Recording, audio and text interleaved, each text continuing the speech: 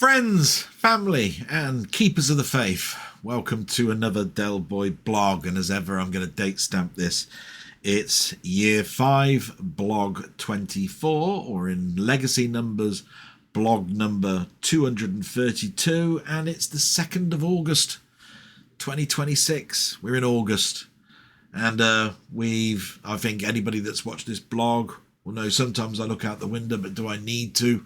Last 4-5 weeks, it's been sunny, sunny, sunny, hot, hot, hot, and that has not changed. In fact, it must be now 5 weeks since we had any rain.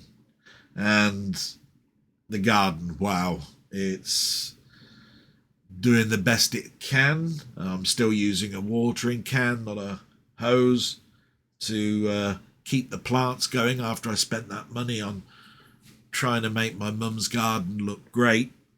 And that's all I can say about it. So I'm just going to go straight into the news. I won't even comment as a little insight into this week. We'll go straight to the news. It's depressing. I like to get it out of the way. So here we go. And I did see this on the news, even though I watch less and less of it.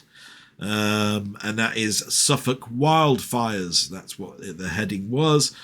Suffolk has services have stabilised the large scale blazes that have been going across the heathland near Dunwich Heath, but the crews are remaining in case of further outbreaks. I've seen lots of these news reports across Spain and that sort of stuff, and you know, with the dry spell that we've had, it was only a matter of time before we had this. I should think my friend Colin will probably have something to say, because I know you got the Brecons, which has got a lot of lovely land that probably is under threat of this. I've been to Brecon a number of times, so I can't say I'm a master at knowing whether that's a possibility or not, but I would say that anything like that, and some in Scotland as well, would have lots of moors, heathlands that are incredibly dry at the moment. So watch this space. I dare say that's going to continue, and I haven't even actually heard what the report is for next week. I usually keep an eye on this. My expectations are the dry spell's just going to continue. We may get the odd spot of rain, but don't know. Anyway, so this goes into the next one, which is severe warnings have been given due to drought on water supplies. Yeah, I mean, my dad would be all over this because he used to be a water bailiff around a local reservoir, and there is a big pole in this reservoir, and it's got measures on it, and every year they delivered fish and pumped water into it. I should think fat chance over the last 6 to 8 weeks. So yeah, that was expected, I think. Next one is the government have issued a warning to supermarkets stating price gouging, overcharging will not be tolerated during this cost of living pressure. About time, really. All of this nonsense of how much you save money through nectar points and all of this sort of stuff. Now, I'm one of these people that don't get out very much, so I go to the local place, and that's, to me, Sainsbury's, even though I know there are Morrisons and Tesco's and other places that I could get things cheaper. It's a matter of I need something urgently, I need to get it. If it's during the week for the weekly shop, then I've got a lunch hour or whatever it is to get things done. So of course I use nectar, but I know that it's a scam, it's a gimmick, it doesn't really do anything for me. I know that last year the nectar points helped a little because I bought most of the Christmas dinner food with it, and that meant I didn't have to pay money. But if you think about it, the amount of points and what those points make for, for every pound, it's next to nothing. Gimmick. Don't really believe in any of it. There is another one here, another data breach. This is a state agency data breach, which was announced this week, informing high-profile data severity leaks occurred against high-profile government officials. Data breaches are happening all the time. This one's in the news because it's high government officials. Where will that end? I'm always more interested in the everyday person, the person that gets scammed, the leaks in that sort of stuff. So it's a concern. I'm pretty sure that we'll probably have meetings on this when I go into work on Monday, because I work for the Ministry of Justice government department. So of course we always talk about this, especially when there are changes of prime minister, all of this sort of stuff. So that probably is going to happen. And then a good story is sport again. Josh Kerr, I think I mentioned him maybe a week or two ago. He delivered a career-defining performance in the men's mile, winning gold at the Commonwealth Games. Always nice to end on a sort of like a good story, really. It is sport, so not really an awful lot to say other than I'm really happy when these sort of things occur. Also makes me a little bit proud as well. So a nice thing to end on, especially when the last part is a sad one, which is always a death. That I'll end the news on if there is one.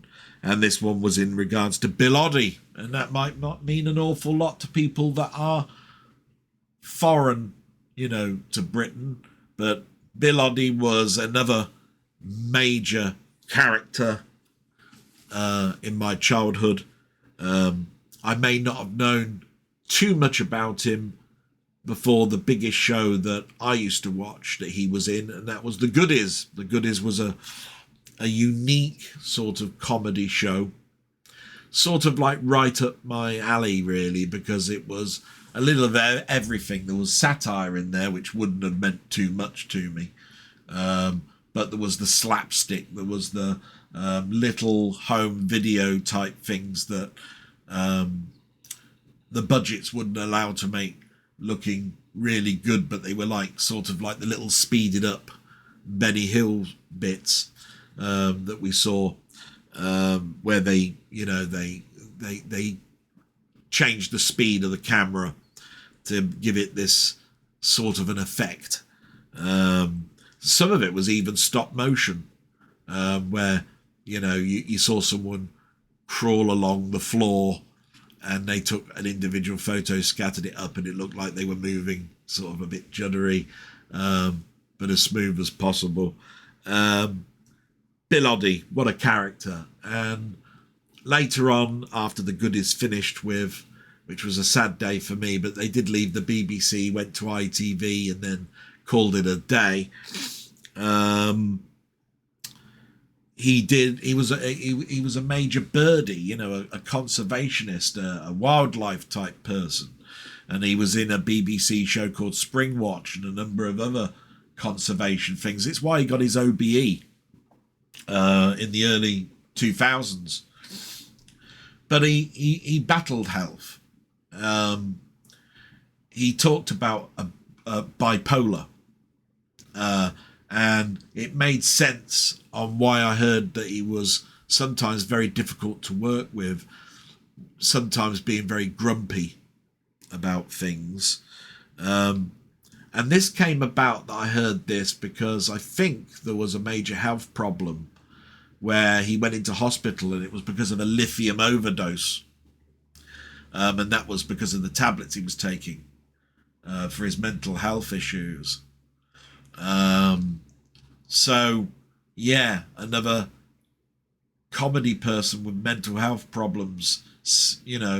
We've heard it before with Robin Williams and a number of others, and it's so sad to hear. He lived a good life. lived till 85. Sadly missed by me, another death in the goodies sort of like farm of people. I know that he liked to reminisce about the early days. After the goodies was finished, and when I was getting into sort of like audio recordings of Doctor Who and a number of other things, and I started to look at comedies on radio like the Navy Lark and things like that, I heard about some of the other things that he did and the shows that he did before the goodies. Much that sort of like helped pioneer Monty Python, really. There were lots of these fringe comedy groups doing this type of thing that have evolved into the highs of the Monty Python era. So a sad day, and one that just makes me feel older and older as some of these childhood greats of mine die. So that got the news bit out the way. And then we talk about me. And I usually like to sort of like put things into perspective, like saying it's a challenging week, it's been a good week, it's been a bad week, mixed week, whatever. I try to be optimistic and keep things light. I will say there's been a number of firsts this week, but we'll try and keep it in order. So we'll get my mum out the way, and it's been a tough week. Even now today, my sister and I have just had a discussion, because while we're changing my mother, we can hear a whistle and coming out when she's breathing, which is never a good sign. My sister's mentioned to me several times about secretion on the throat and that sort of stuff, but it's compounded by the fact that my sister had the horrible task. I mean, I could have done it, but I was at work. Of going down to the GP surgery to have a review of medication and future health plans. And it was, from what my sister could sort of like tell me, very negative.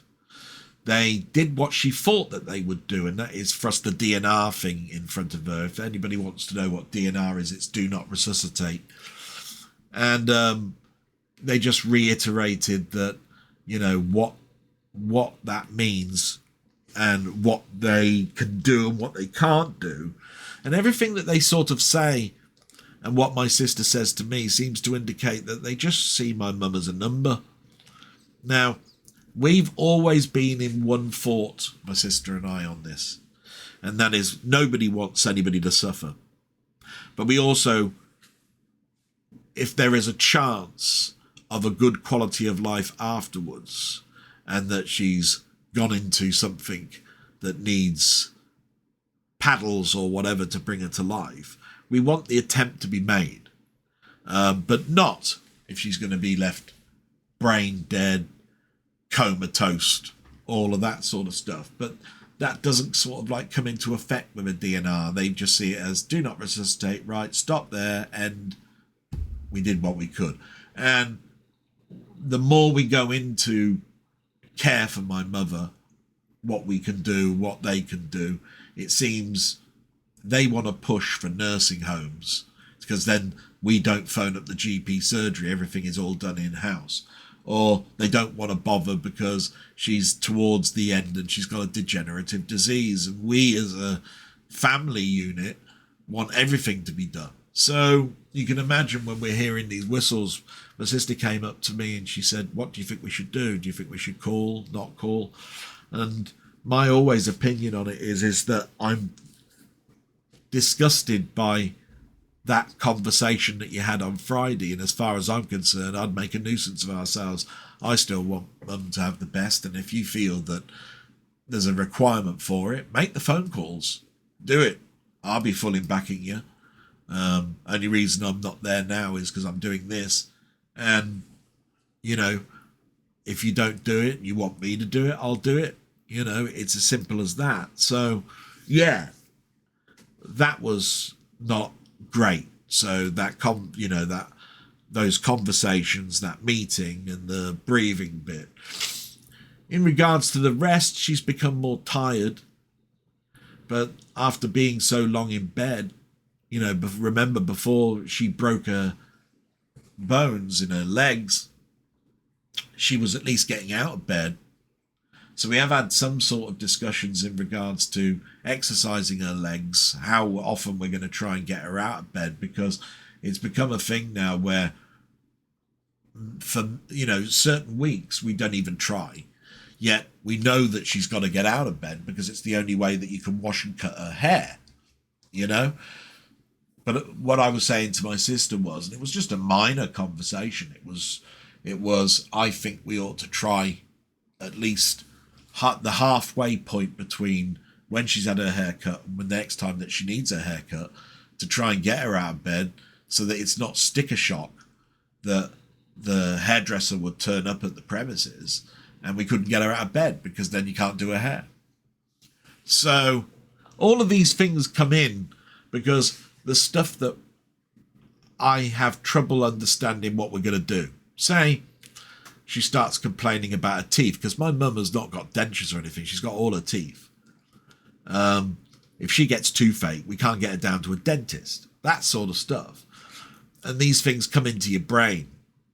And those discussions have got to be had. And we clean her teeth every day.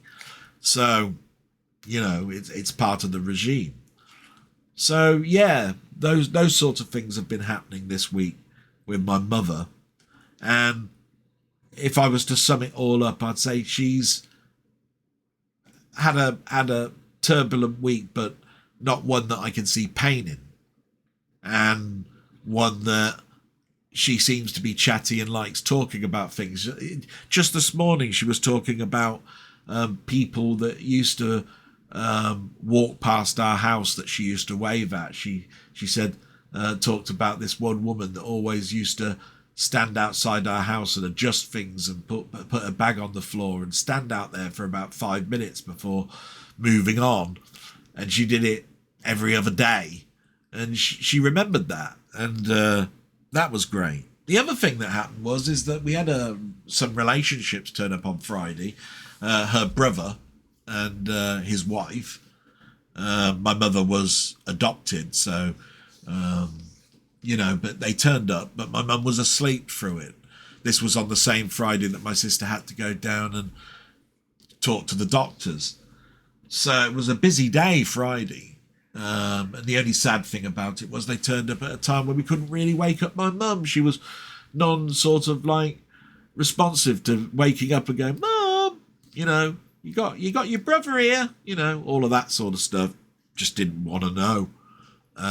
She was dead disappointed when they left. She did eventually wake up and she'd missed them. But we told her that they'd be back and, there's nothing to worry about. And so that was another little highlight, was seeing some family members turn up. I was semi at work. It was in the afternoon when that occurred. So, and on a Friday, you sort of start to wind down, get reports up together, that sort of stuff.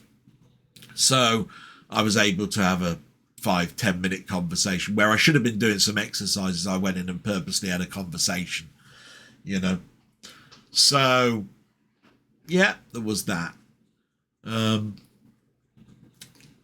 that was my mum.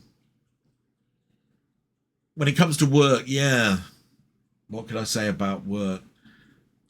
I think I mentioned it last week. There was a change of line management suggestion, and it upset me an awful lot. This happened on the Thursday because, if you remember rightly, Friday had to have off work because I needed to look after Mum, and we had to have a couple of carers in. So I think that was the week before. Might be thinking the week before that. It gets, as I mentioned before many times, each day molds into one because there's no excitement, no changes, and it's all care, or work. So you have to excuse me on that one.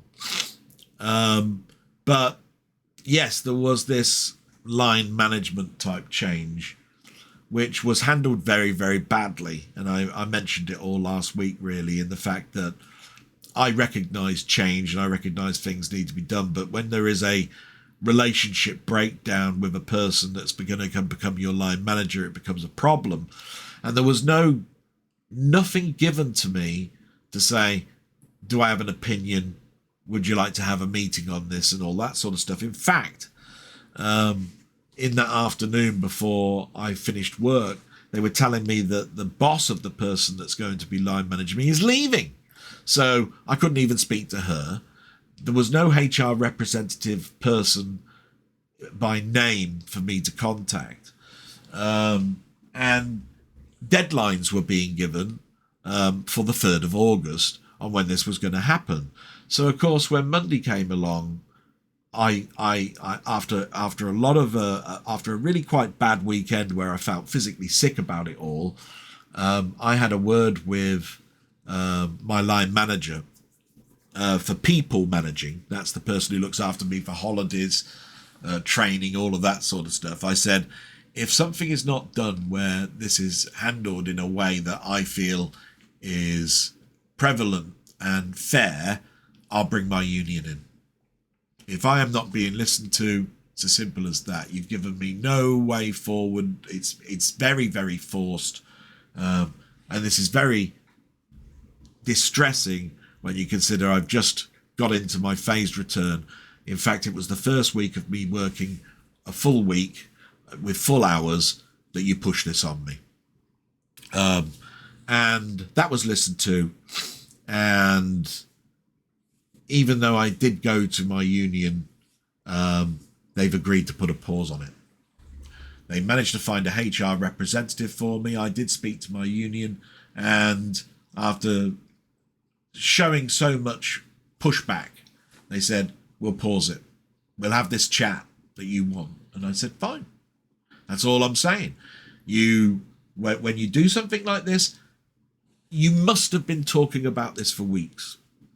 To thrust it upon someone with no ways to even discuss the matter, you're in the wrong. I realise that, line management changes, but you've always got the conversation, and I never had that conversation. So we'll see what happens. So it wasn't a great week, but the week wasn't totally bad. We had a team meeting like we do on a Thursday, and it ended with a quiz. Just to lighten the mood, really. And that was quite good. There was 20 questions of what they call nonsense information quiz, where you're asked questions that you don't really need to retain. It's just, how much do you actually really know? It was questions like, do you know what the polar bear's skin colour is underneath all that fur?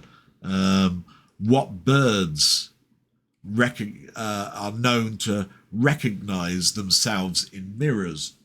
That sort of thing. And yeah, it was quite fun. There was 20 questions. I got 11. Maybe that sort of like shows that where my brain is with this. I wasn't the person with the top number. 12 was the highest one. The average, though, was much lower. The lowest one was 5. So, I know a lot of nonsense. Who knew? So that's quite fun to look back on. My week.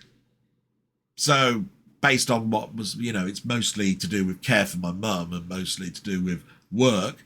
You already know those two things. So, what good points can I talk about? Well, it ended on a really good high.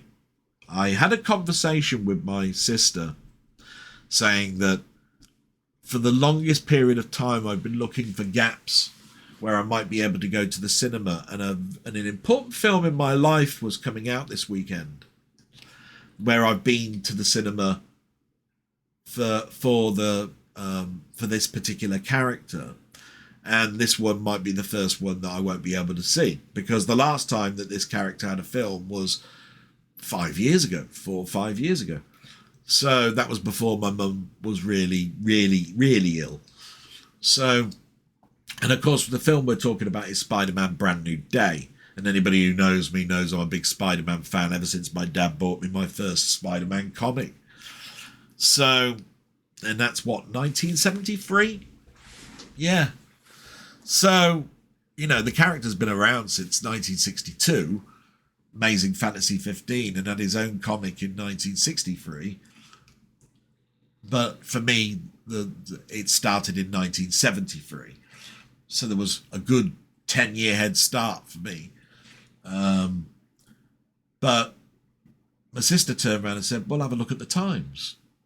So I looked at the times, and there was a particular time that we could do it, but my sister would have to arrive early, but I would get back just in time to do the mid-afternoon change. And she said, just look. So on Friday, I eventually looked, and the two times that were sort of there were 9:40 and 10:40. No, 9:20 and 10:40. The 9:21 would mean that I would get home after 12:30. The 10:41 would mean I'd be back at 1:40. And we usually do the afternoon change about 1 o'clock-ish. So it would mean my sister would have to come earlier, because we have an agreement on Saturday and Sunday that I don't have to get up at 6:40 or 6:30 in the morning. I could get up a little bit later, like 7, 7:15, and you'd think that that's next to nothing, but it is a great help, that extra 45 minutes, believe you me. And she said, no, I'll come in a bit earlier. It's all right, not a problem. So I booked it. She said, right, I'll be there earlier. And quite rightly, she was. She was here just before 9 o'clock. And we managed to get Mum done. And I left this house to get in the car and do the adventure. Because not only is it an adventure because I haven't been to this cinema before, I don't know quite how the parking works. I know nothing about how anything is done in regards to booking yourself in and all of that sort of stuff. So I gathered, because I live in this town, where the car park was, but it is a new wing. Do you see what I mean? And I've never been in it. So I managed to park up. I then had to sort of like follow the path down to the ground level, because I wasn't on the ground level, because even at that early morning, the spaces in underground were taken up. Then I had to work out, do I put the ticket in my car or do I keep the ticket on me? Found that out. Then I thought, do I pay before or is it afterwards? And then I looked at the email and it said you can get your ticket validated with the cinema. I went, right, so I must keep this card. So I walked into the lower level of this building, and I didn't know that there was, like many of these multi-complex cinemas, they've got an arcade and bar place at the low level. Very disappointed really with it, because it was those basketball with hoops things and shuffle puck and that sort of stuff. And the arcades were Mario Kart DX, that sort of stuff, all linked up.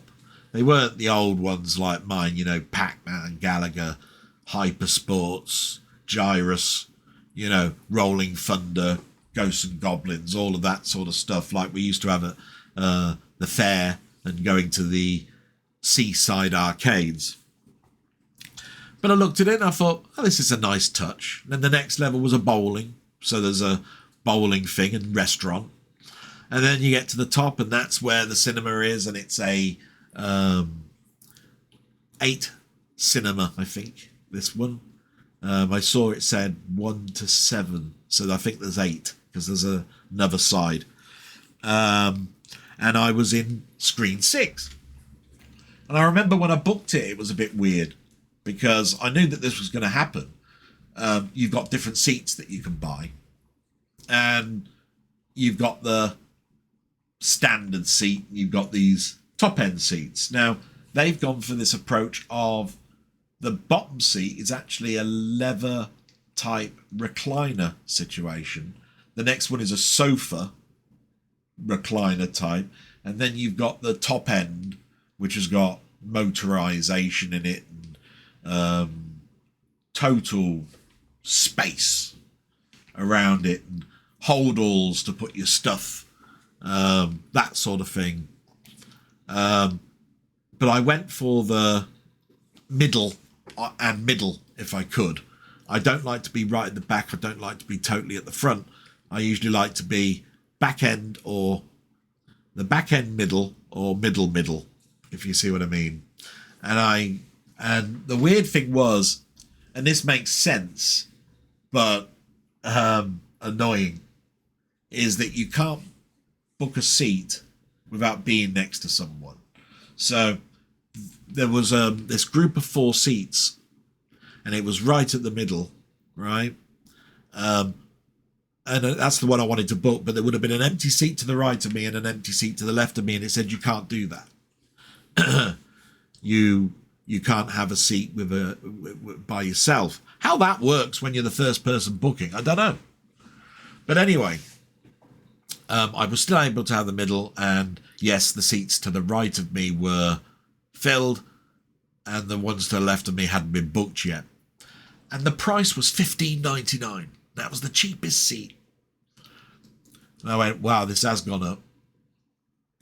And I just thought to myself, I don't care. I haven't been to the cinema in a long time. Fantastic Four, I think, was the last time. And it wasn't at this cinema. So, of course, not knowing the plan of it all, I sort of looked around. There was a validation parking thing that somebody pointed out to me. I think it was when I went to the counter to get something to munch on while you're watching a picture. I'm very big on, it doesn't matter how early I am, that you've got popcorn or something, right? And of course, everything is combos. I realise that. I haven't been not to the pictures without knowing combos are the thing these days. So I bought this large popcorn, and it said, with a drink, and it was $11.99. So I said, do you do water? And they didn't. I said, well, I'll have a Diet Coke then, knowing that I've not been drinking Diet Coke now for nearly 6 or 7 months. So I wasn't really looking forward to the prospect of it, because I'm pretty sure it's going to taste incredibly sweet now that my taste buds have altered since a recent diagnosis. So I asked about the validation. She said it was over there. And then she said that the machine that you get your own drink from broken. So you have to have bottles. I went, all right. And they were charging the same price. I know for a fact that when you have those, what we call, bucket type things, to put your drink in, it's up to you whether you want to put the ice in or not. And you get like 2 or 3 times a 500 milliliter bottle. But it was the same price. I thought that was a complete rip-off. And then she told me the way it works. By the way, there was another option. You could have a bag of M&Ms, which is the smaller type bags. They're not treat-sized bags, but the what I consider to be bloody small bag of M&Ms.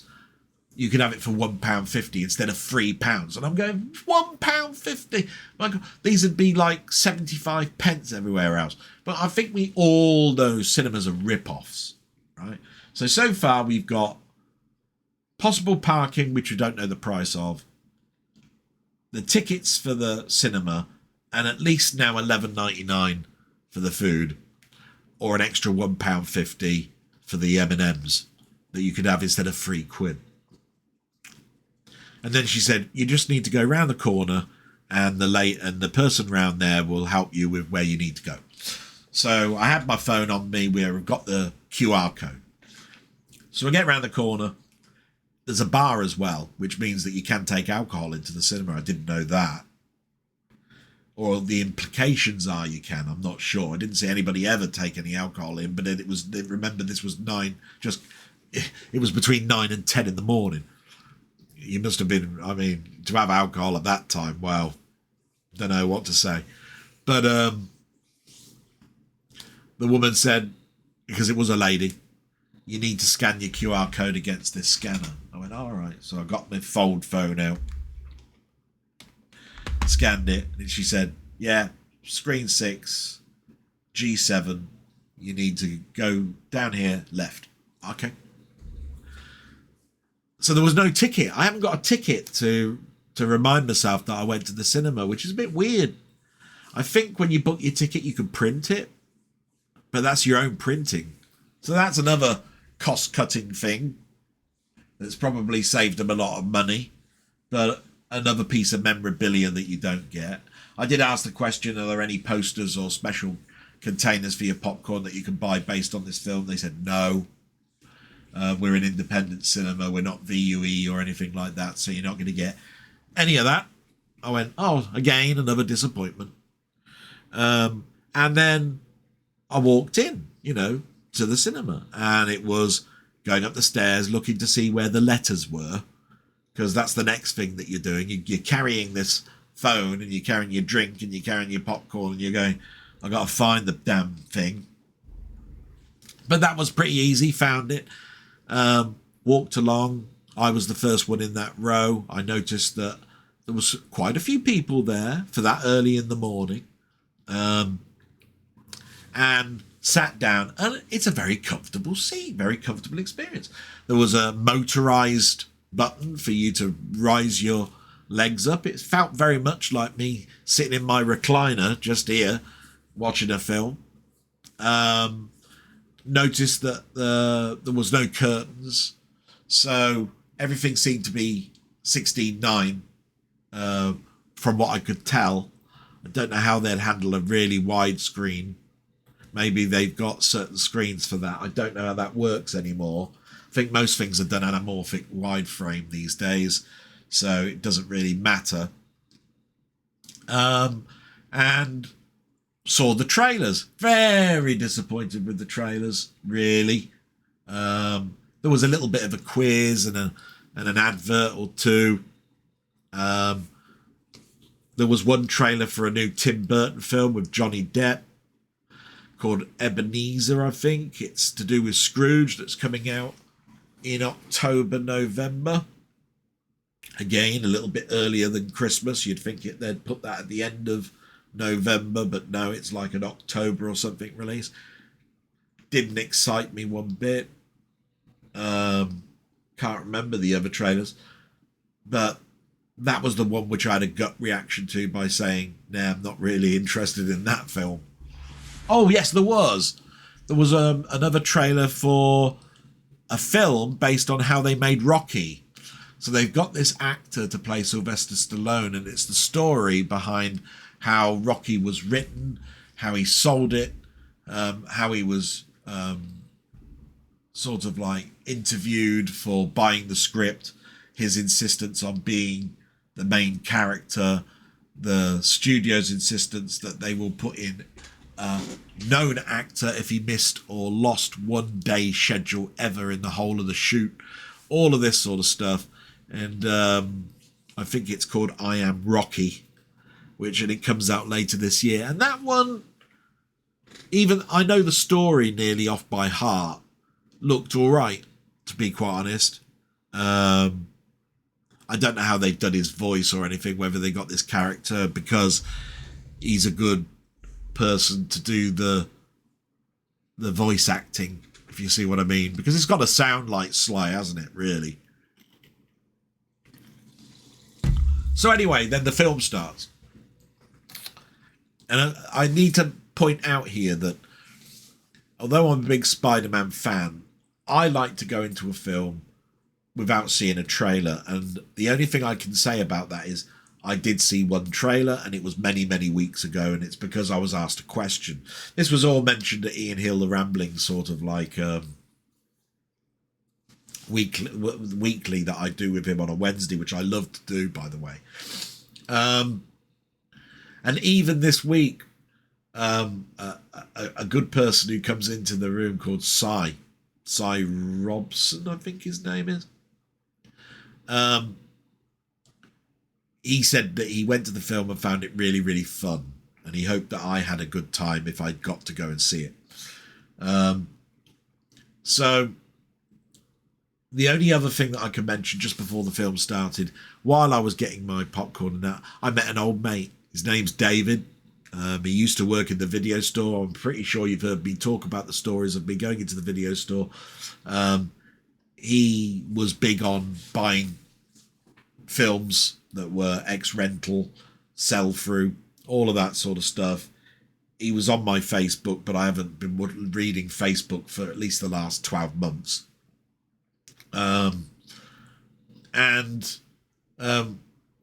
I said to him, if we've got time, I'd love to meet or catch up with you at the end just to see what you thought of it. And he agreed, he said, oh yeah, hopefully we will. So when I got in, I saw all the other people come in. So I eyed him coming in and sitting in the seat that he'd got. And I must say, it was half filled. And that's pretty good for a film at that early in the morning. I noticed that when I wanted to book the 10 o'clock one, there were more seats sold than the first one.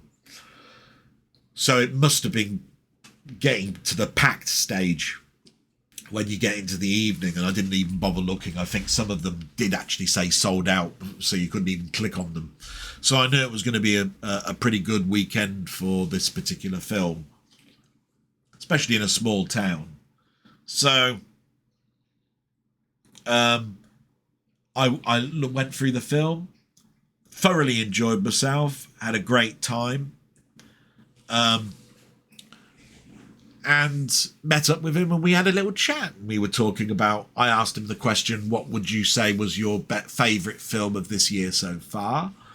That sort of stuff. I asked how he was and whether it's in the Odyssey yet, and a few other little things. And he put up a Facebook comment, which did come up on my alerts. It's just I don't go to Facebook. And I said to him on there what a great time I had meeting up with him again. And he'd put a favourable review to the film. And I happened to mention some of the things he didn't quite understand. So he didn't understand the post-credit scene. I told him what my thoughts were on it, because they always have these post-credit scenes. Have you noticed you've got to wait 15 minutes for the credits to go up before you have this little post-credit scene? And I said, I think I know what that is. Okay. No spoilers, by the way, for this. And I told him that there was very little in the film that I didn't like, and there was definitely nothing that made me feel you've alienated me. This is disgusting. How this character does not act this way. So there was nothing that offended me. And I came away quite happy, got stuck in traffic going home, and finally got my mother changed. And that was the end of that. And that's really pretty much my week. So the excitement was going to the cinema again, seeing a film with a character that I've been looking forward to seeing, keeping up my streak of seeing the Spider-Man films at the cinema, and yeah, just having it put a smile on my face, something different than the previous 18 months. You see what I mean?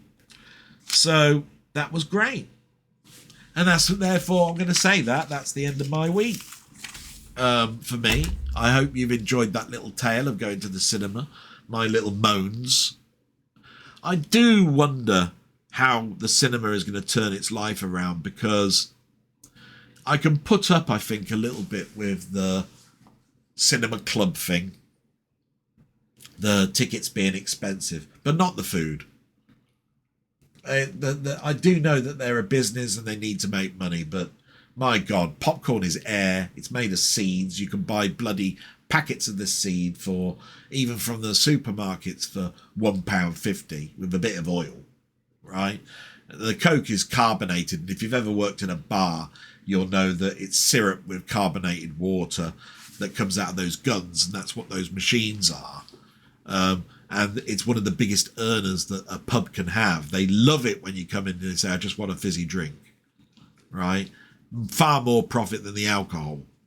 Take it like that. They buy boxes of this syrup with a carbonated dispenser to the right with pumps that basically pump it up to the guns that you see in the bar area, and they make a fortune on those things.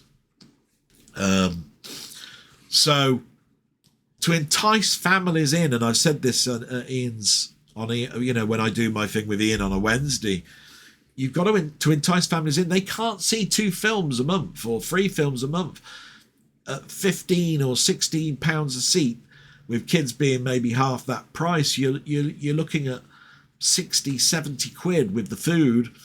Do that 2 or 3 times.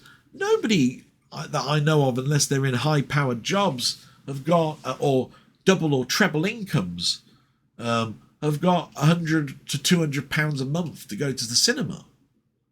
It just can't be done.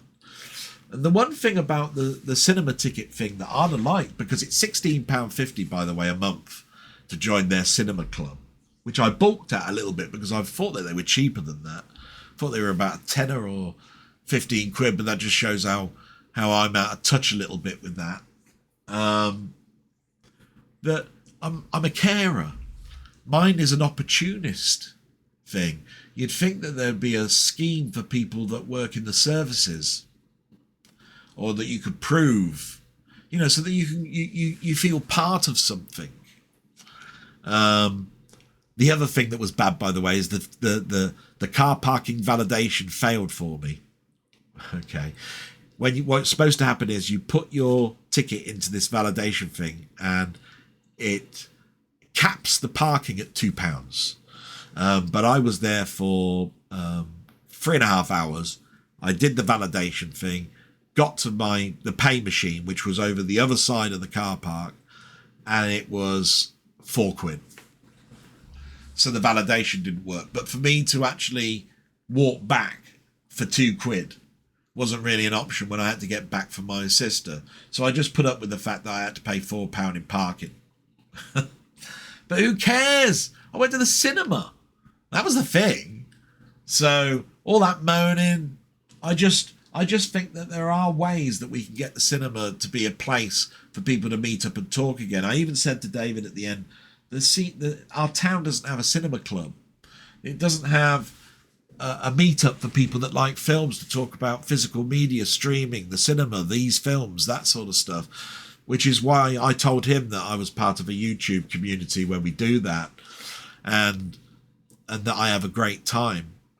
And he said, yeah, it's strange that cities have them and other stuff, but our one doesn't. Maybe we could have talked and said maybe we should set up our own, but it's the wrong time with my caring for my mother, so that went by. So anyway, enough of that. I have talked for quite some bit, so I'm just going to get the shout outs out of the way and and move to this next bit, which is, people that watch this diary, and I'd say thank you very much, because I really do mean that. Everybody will have an opinion of it. Most people are very gratifying of it and give me options and talks and discussions, and it makes me feel very humble and feel wanted and needed. And even though this diary will always be made, I have to point out that this is an electronic diary. It's a legacy. It's a thing that's going on. Doesn't matter, what things are thrust upon me. It'll happen every week. And it's sort of a mental health cleansing thing for me. I get to talk about some of the things that are just in my brain that can be bottled up as pressure, if you see what I mean. So, it's great. There are some people that leave comments, and we're in the middle of summer, and a lot of people are doing projects or going on holiday and all of that sort of stuff. So it doesn't bother me how many there are. It's nice that there's something there. So I need to be a big thank you to these people that have left comments. They are Robert's Retro Gaming, Denny, Ian Hill The Ramblings, Martroyd, and Colin Jones, aka Ponder. And I do realise that there may have been others, but YouTube is terrible and it deletes comments, and I don't know why, for some of my friends. So if that's happened to you, apologies. I've given other ways that people can do this to me. They can always contact me direct if they want. I'll still read it out. But I also know that, you know, if you're a YouTube creator, you've got your own channel to think about as well. And sometimes it's very difficult to watch something that's, in my case, over 2 hours long, and also create your own stuff. It's a, you know, I have the luck of being able to work on spreadsheets when I'm at work, and I can listen to long-standing broadcasts as if it was a podcast and still concentrate on my work. So a lot of the stuff, if it's long, I can listen to it, and if it's not long, I can look at it in a break, you know, 5-10 minute type content. Do you see what I mean? So that's why you see that at the end about YouTube and what I've watched, because those are done in my downtime, or when I'm looking after my mum and she's watching a program that I'm not interested in and I'm spending time with her. So I do watch a lot of YouTube. So all of those people, a big thank you. For all the people that watch, a big thank you. That's all I can say about it. And we'll get into the comments, but I'm just going to get a bottle of water, because I've just found out that my one's just run out, so I need to do that, and then we'll get into the crux of what people have been saying. So just give me a minute, I'll be back. And things have moved on a little bit since I last hit the record button, and we're monitoring my mum. I think things are a little bit better. Can't hear the whistle at the moment, which, you know, seems to indicate what we thought initially. And got my water, look. And we got to the point where I've just read out those names. Thank you very much.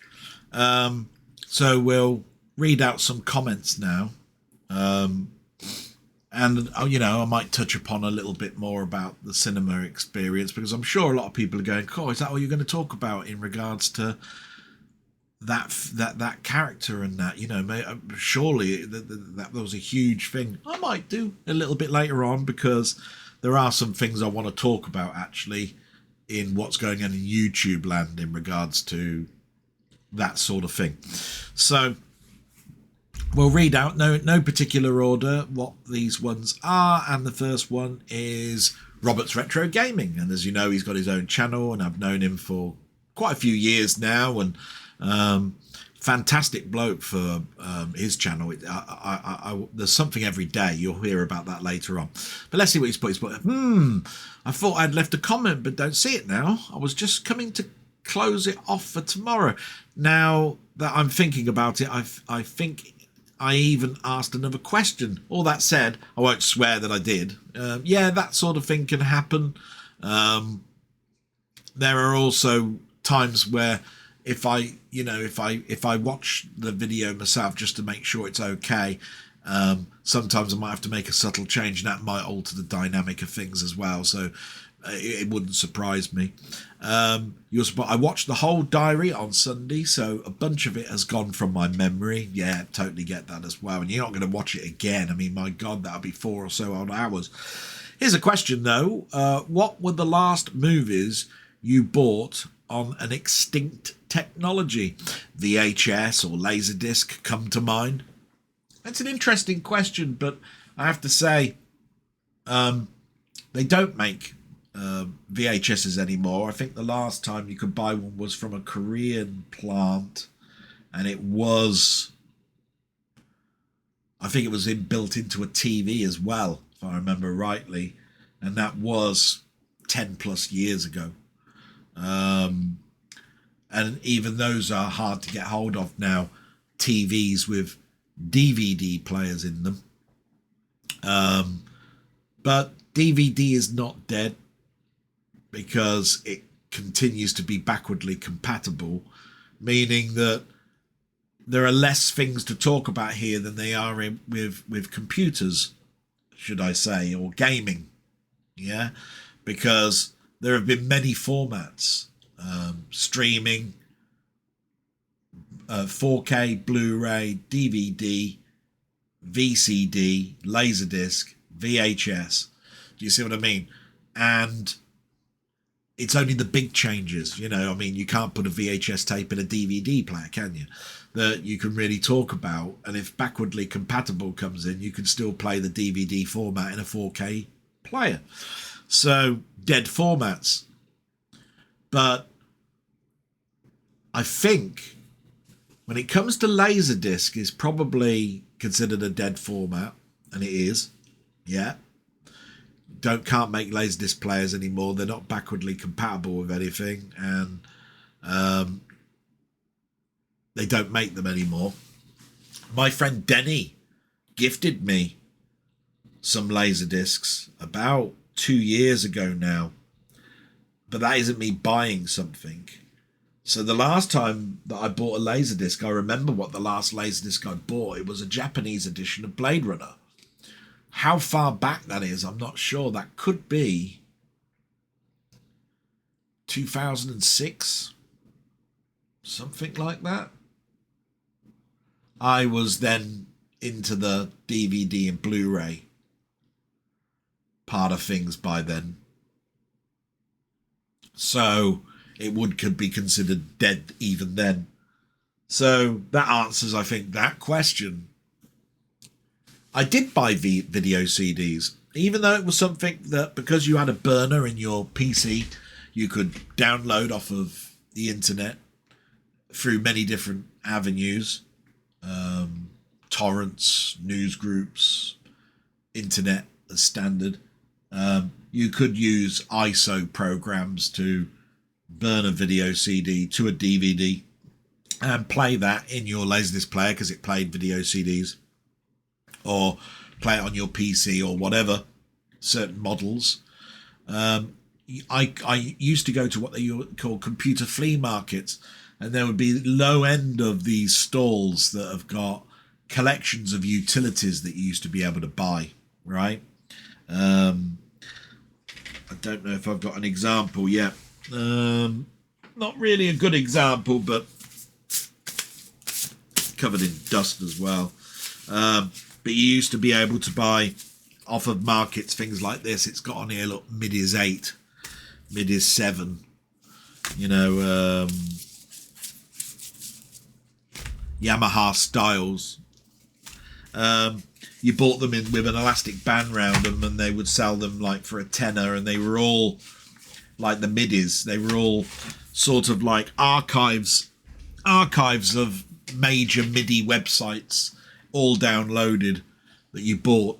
And there were things that you could buy like DVD encoding programs, word processing programs, stuff that stopped you needing to have to go on the internet and find it yourself.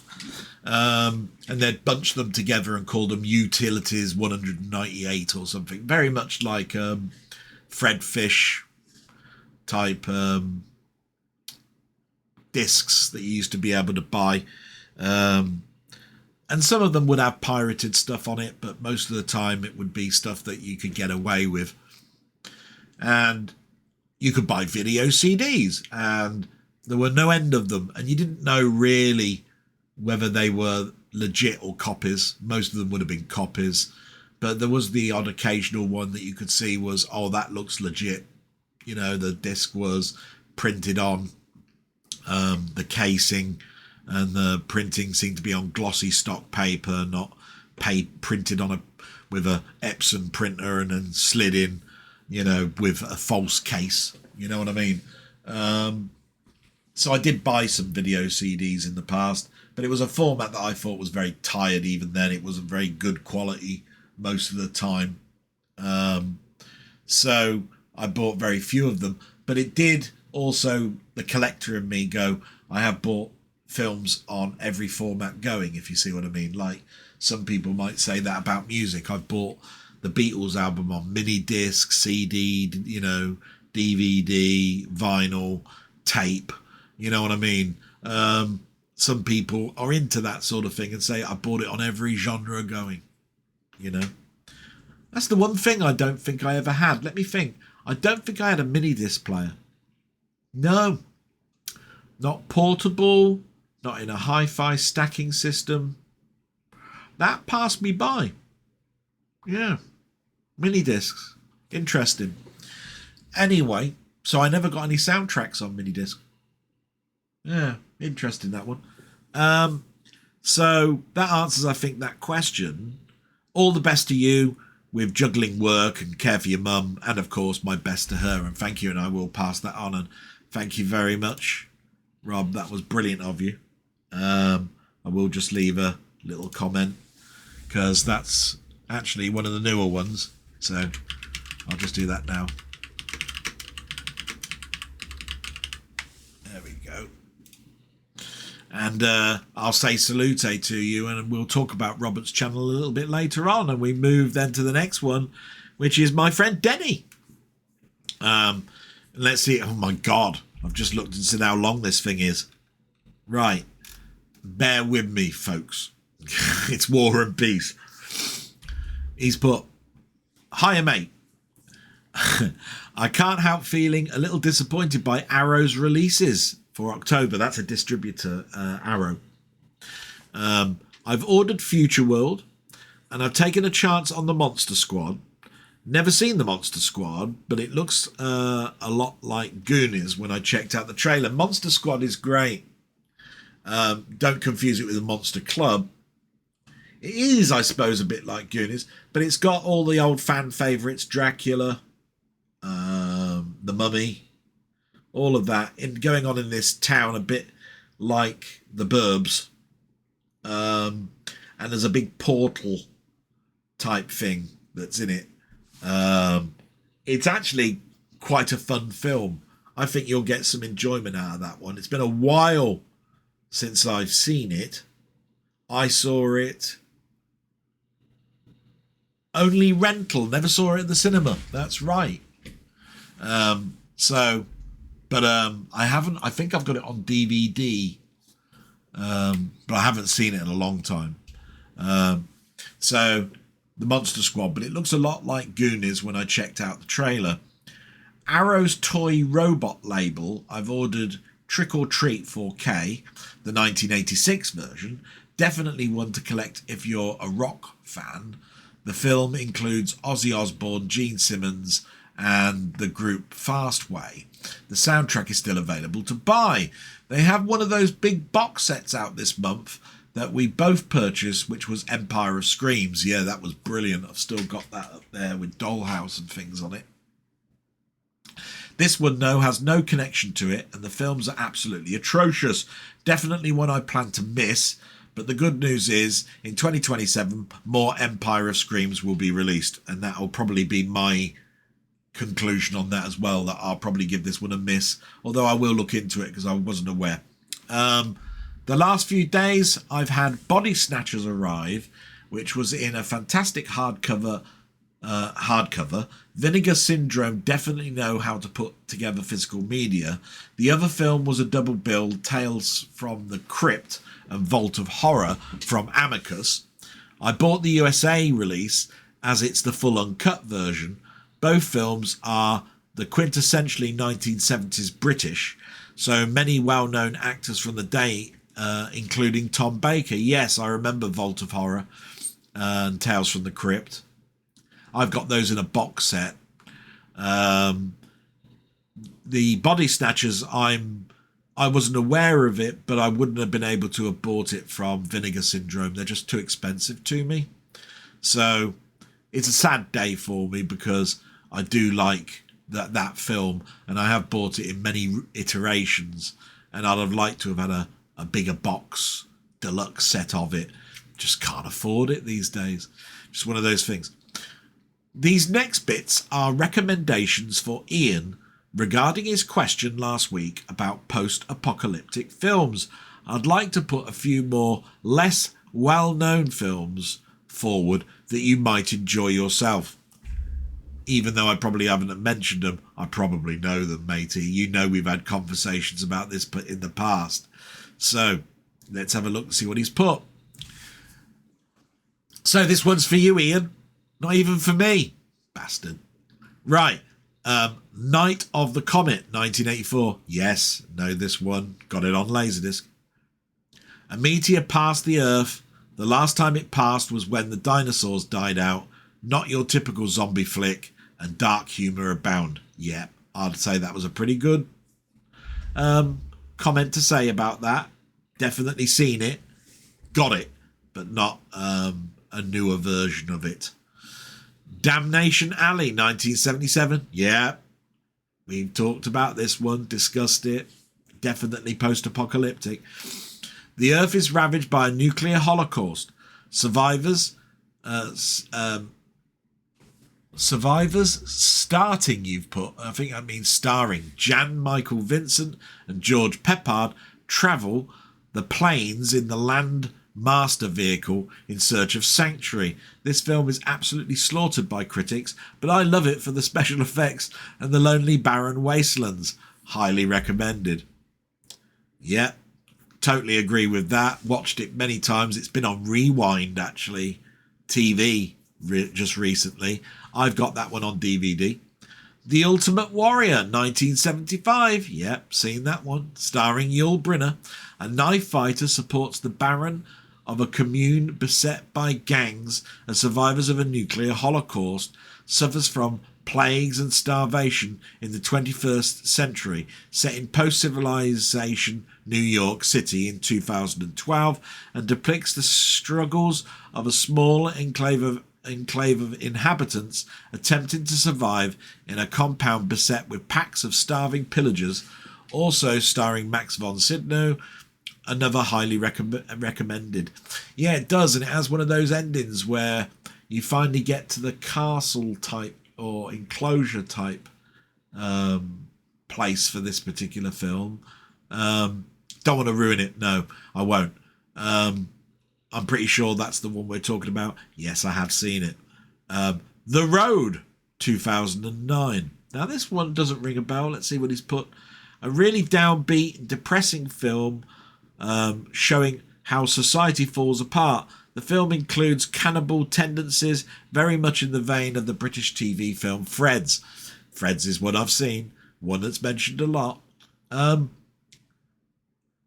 don't think it sounds like The Road brings to mind a film called The Book of Eli, which is another post-apocalyptic film. You might even mention that later on, so I won't talk too much about that.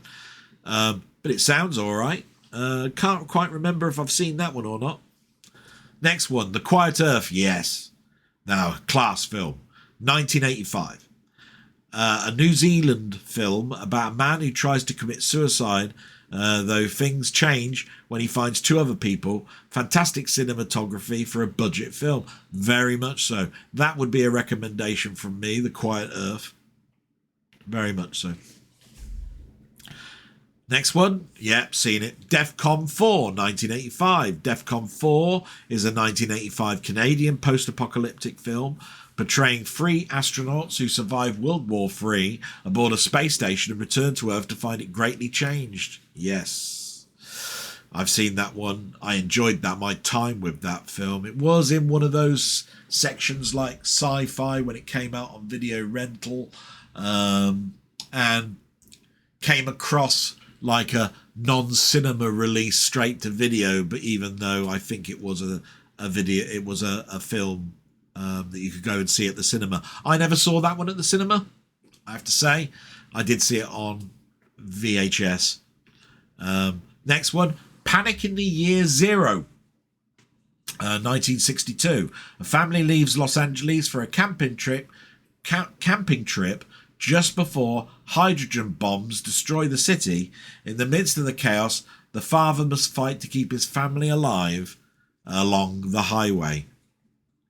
I'm sure I've seen it, but I can't guarantee I have. So I'm going to put that one down to a haven't seen, even though I bet you I have. Next one, Where Have All the People Gone? 1974. After a catastrophic solar flare decimates almost all life, reducing people to powdery substance, a group of survivors trek across the devastated Earth. Yes, seen that one. This next one I don't think I've seen.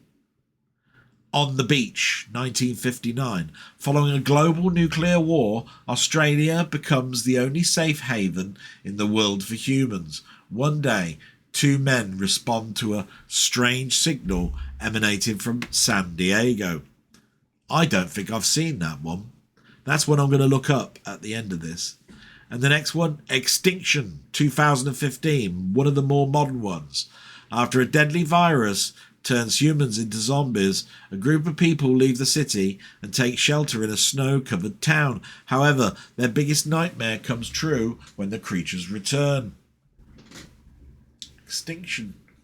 Again, even though it's modern, I might not have seen it because, yeah, it was at a time where I was sort of like working for the probation service and I was still heavily trying to keep up with TV at the time. And therefore, some of the stuff that was on film I did miss, which would have been unheard of for me in the 80s and 90s. You know, I went and saw, you know, I'd go to a film that was, you know, so indie. You'd question why the bloody cinema was showing it in the first place. So it's sort of the same as me turning around and saying I used to go to the opening of a handkerchief. Do you know what I mean? So yeah, I don't think I've seen that one. So you got a question for this week. What are your favourite dinosaur films from the 1970s? Dinosaur films. Jesus. Well, we all know our favourites, don't we? The Land That Time Forgot, The Land That People Forgot, which both of us have bought recently, along with Muckman and a few others. And from our childhood, we used to go and see these films, like At the Earth's Core and all of those sort of stuff. Absolutely brilliant.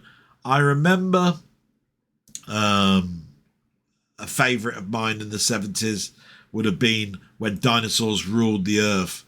I'm pretty sure that's the 70s. I'm pretty sure of it. And one that I definitely saw, and it might have been with my sister even, at Cinema Club, would have been One of Our Dinosaurs Is Missing, set in the London Museum, if I remember rightly.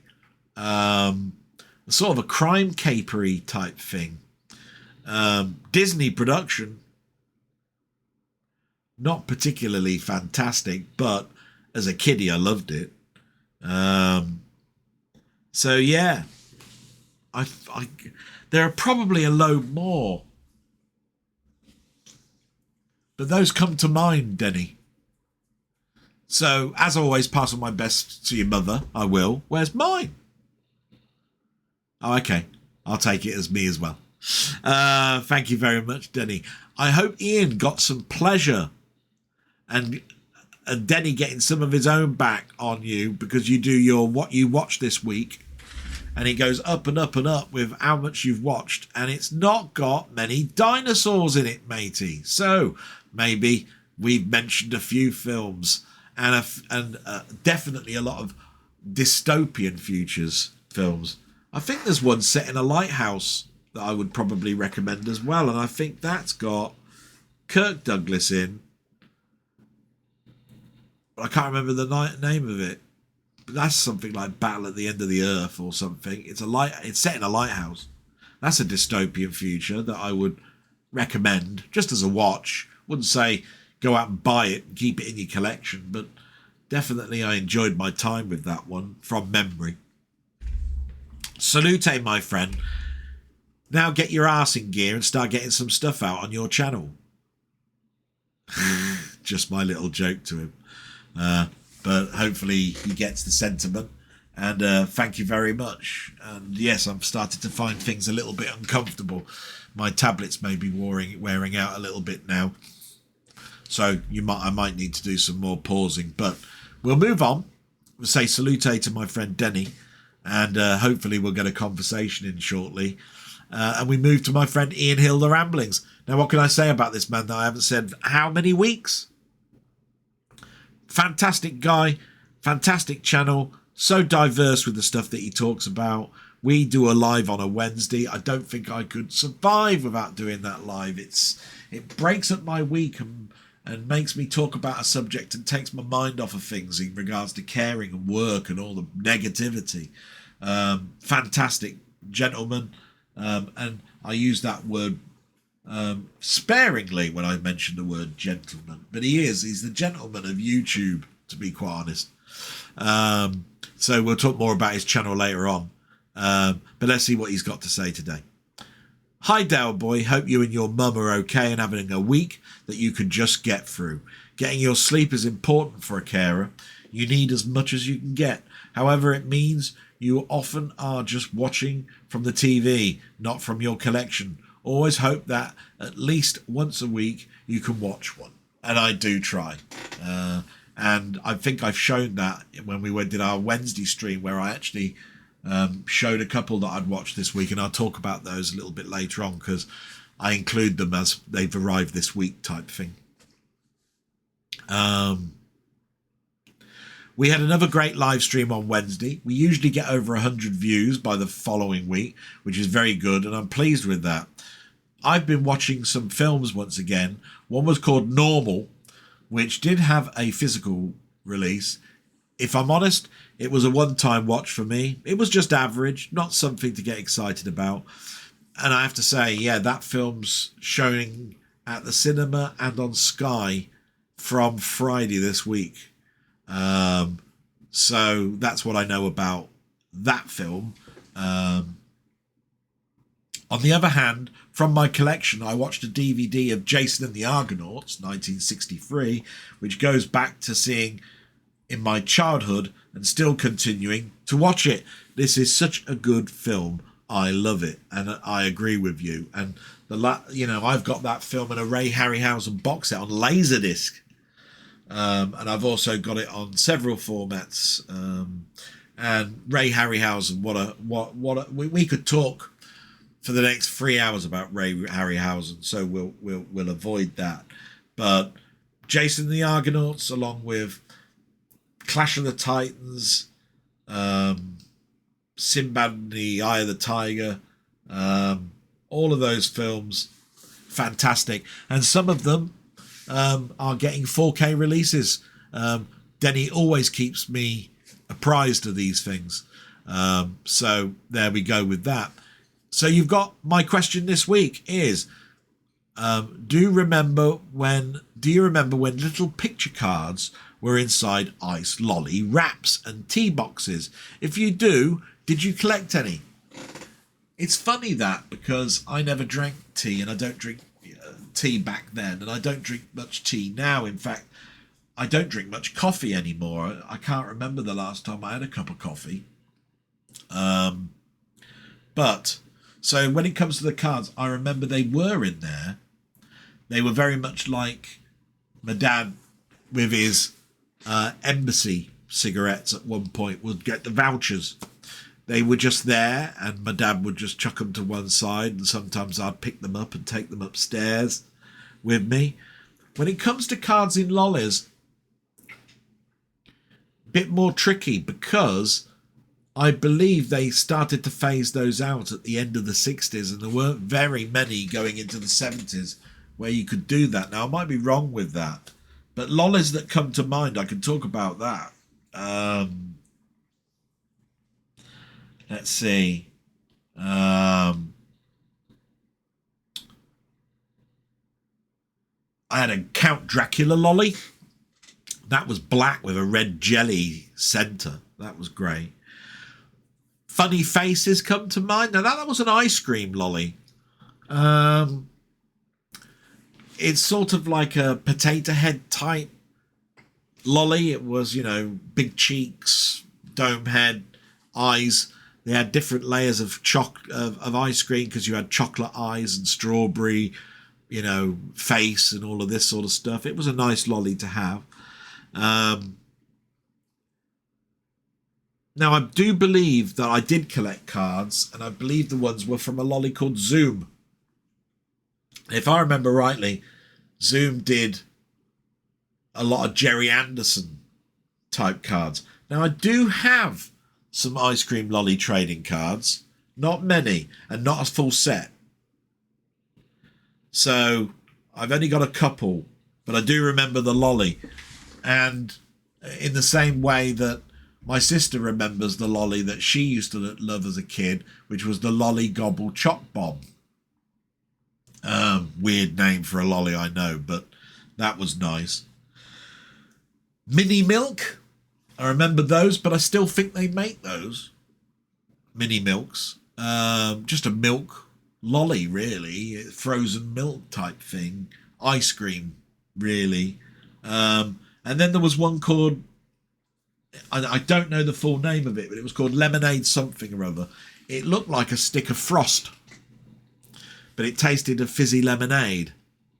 So there's probably some fizz in the title of it, but I don't know. Can't remember the name of it. Now, what's just come to mind? Now, I don't think it came with a card, but there was a Dalek lolly, mid-70s, and it was a lolly with a coating over the top, like an ice cream coating, and it was green and brown, and it was just called Dalek. Don't know if that had a card in it, you know.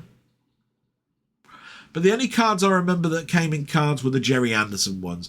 I'm sure there were many other ones, you know, of the time. But those were the ones that came to mind, because there must have been ones with footballers and all sorts of stuff, I'm sure. But they were being phased out, to be quite honest, for kids. We got little comics in bubble gum and cards in those as well. And we were buying cards in packs, like the Panini football albums and stuff, film stuff. So I take it that the lolly bit was neither here nor there for the lolly names.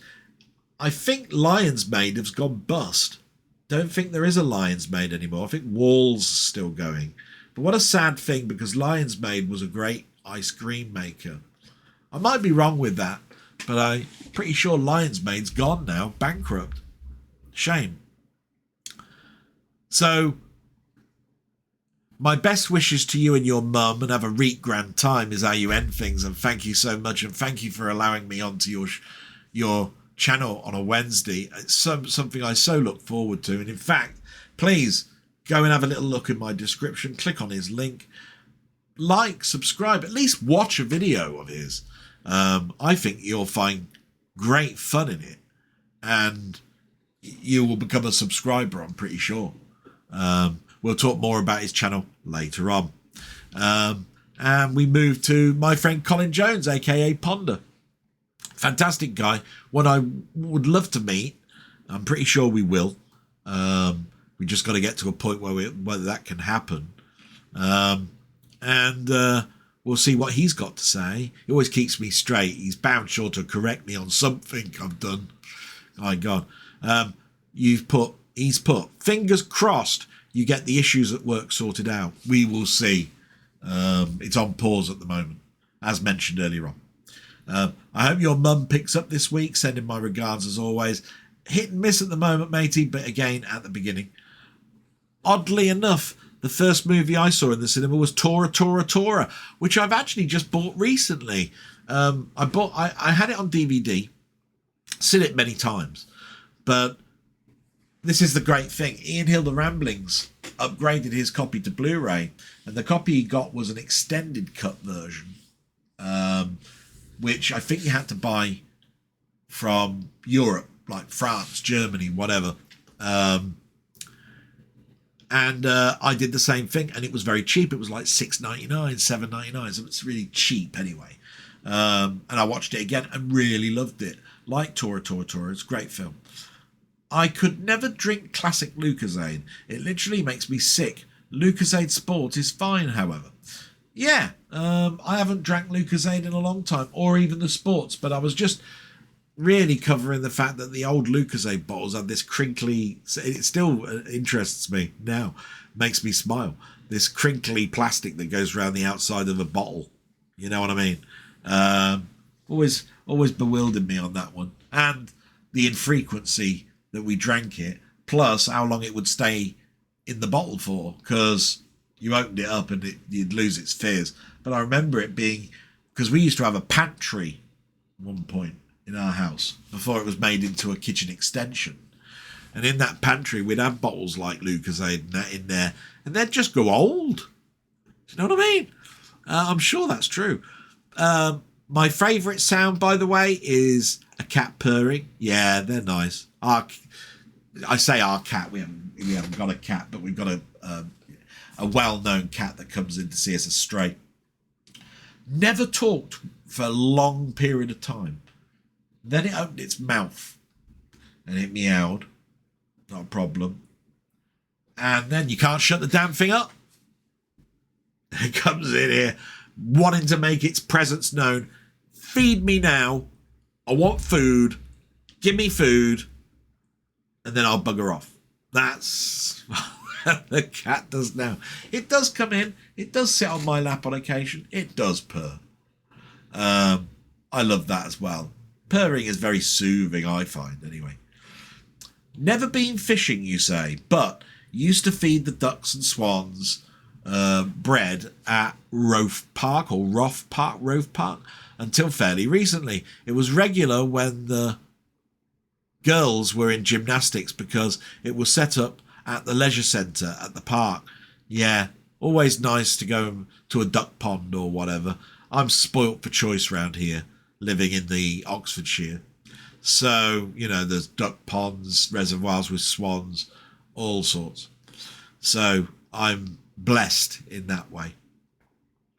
Good call on nature in itself. Yeah, I mean, it may sound like a get out clause, but I love the silence of walking out in the back garden, standing in the middle, looking to see what stuff's to be done, and then hearing all of nature's sounds. Wasps flying past my head, birds overhead, all of that sort of stuff, the wind going through the trees. So many great stuff, you know, that soothes me. I will say that. It's not only you, RE Manchester versus Birmingham. I have a friend who has exactly the same opinion. Whether the choice will only last as long as Andy Burnham is in the seat. Yes, I agree with that. He's obviously, well, no, not obviously. He feels, I should think, not to have a general election. He wants to get his feet under the door and see what the next election will be, which will be in 2.5 years' time, I guess. And that makes sense. Just because you're popular now. But I think that he wants to build on that popularity and get some things under his belt. So we will see. My question, this is from Colin. What was the first sound editor you remember using? One that allows you to work with, for instance, samples and create effects, etc. That's an interesting one, because anybody knows when I was at school, I learnt music and I was in the choir, and, you know, I did tinker about with the piano a little bit until later on in my life, where I took it a little bit more seriously. Had to have something to do in Manchester and all of that.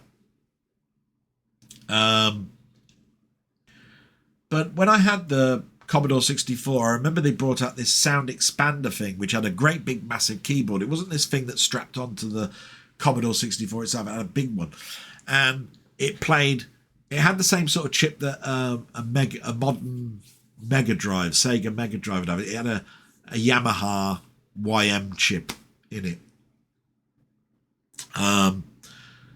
So I only dabbled very briefly with other types of sound, like speech synthesis. We had Spectrum had Curra speech synthesis. But I did have a sampler.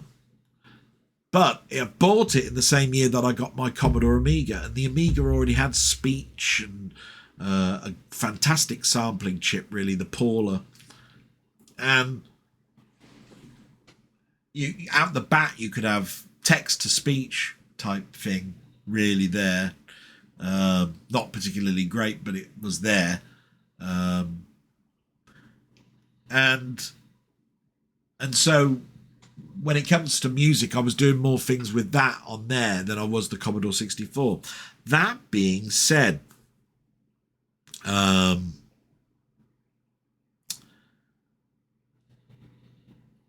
did buy something called Sampler 64, and I think it was by a company called Digital Electronics.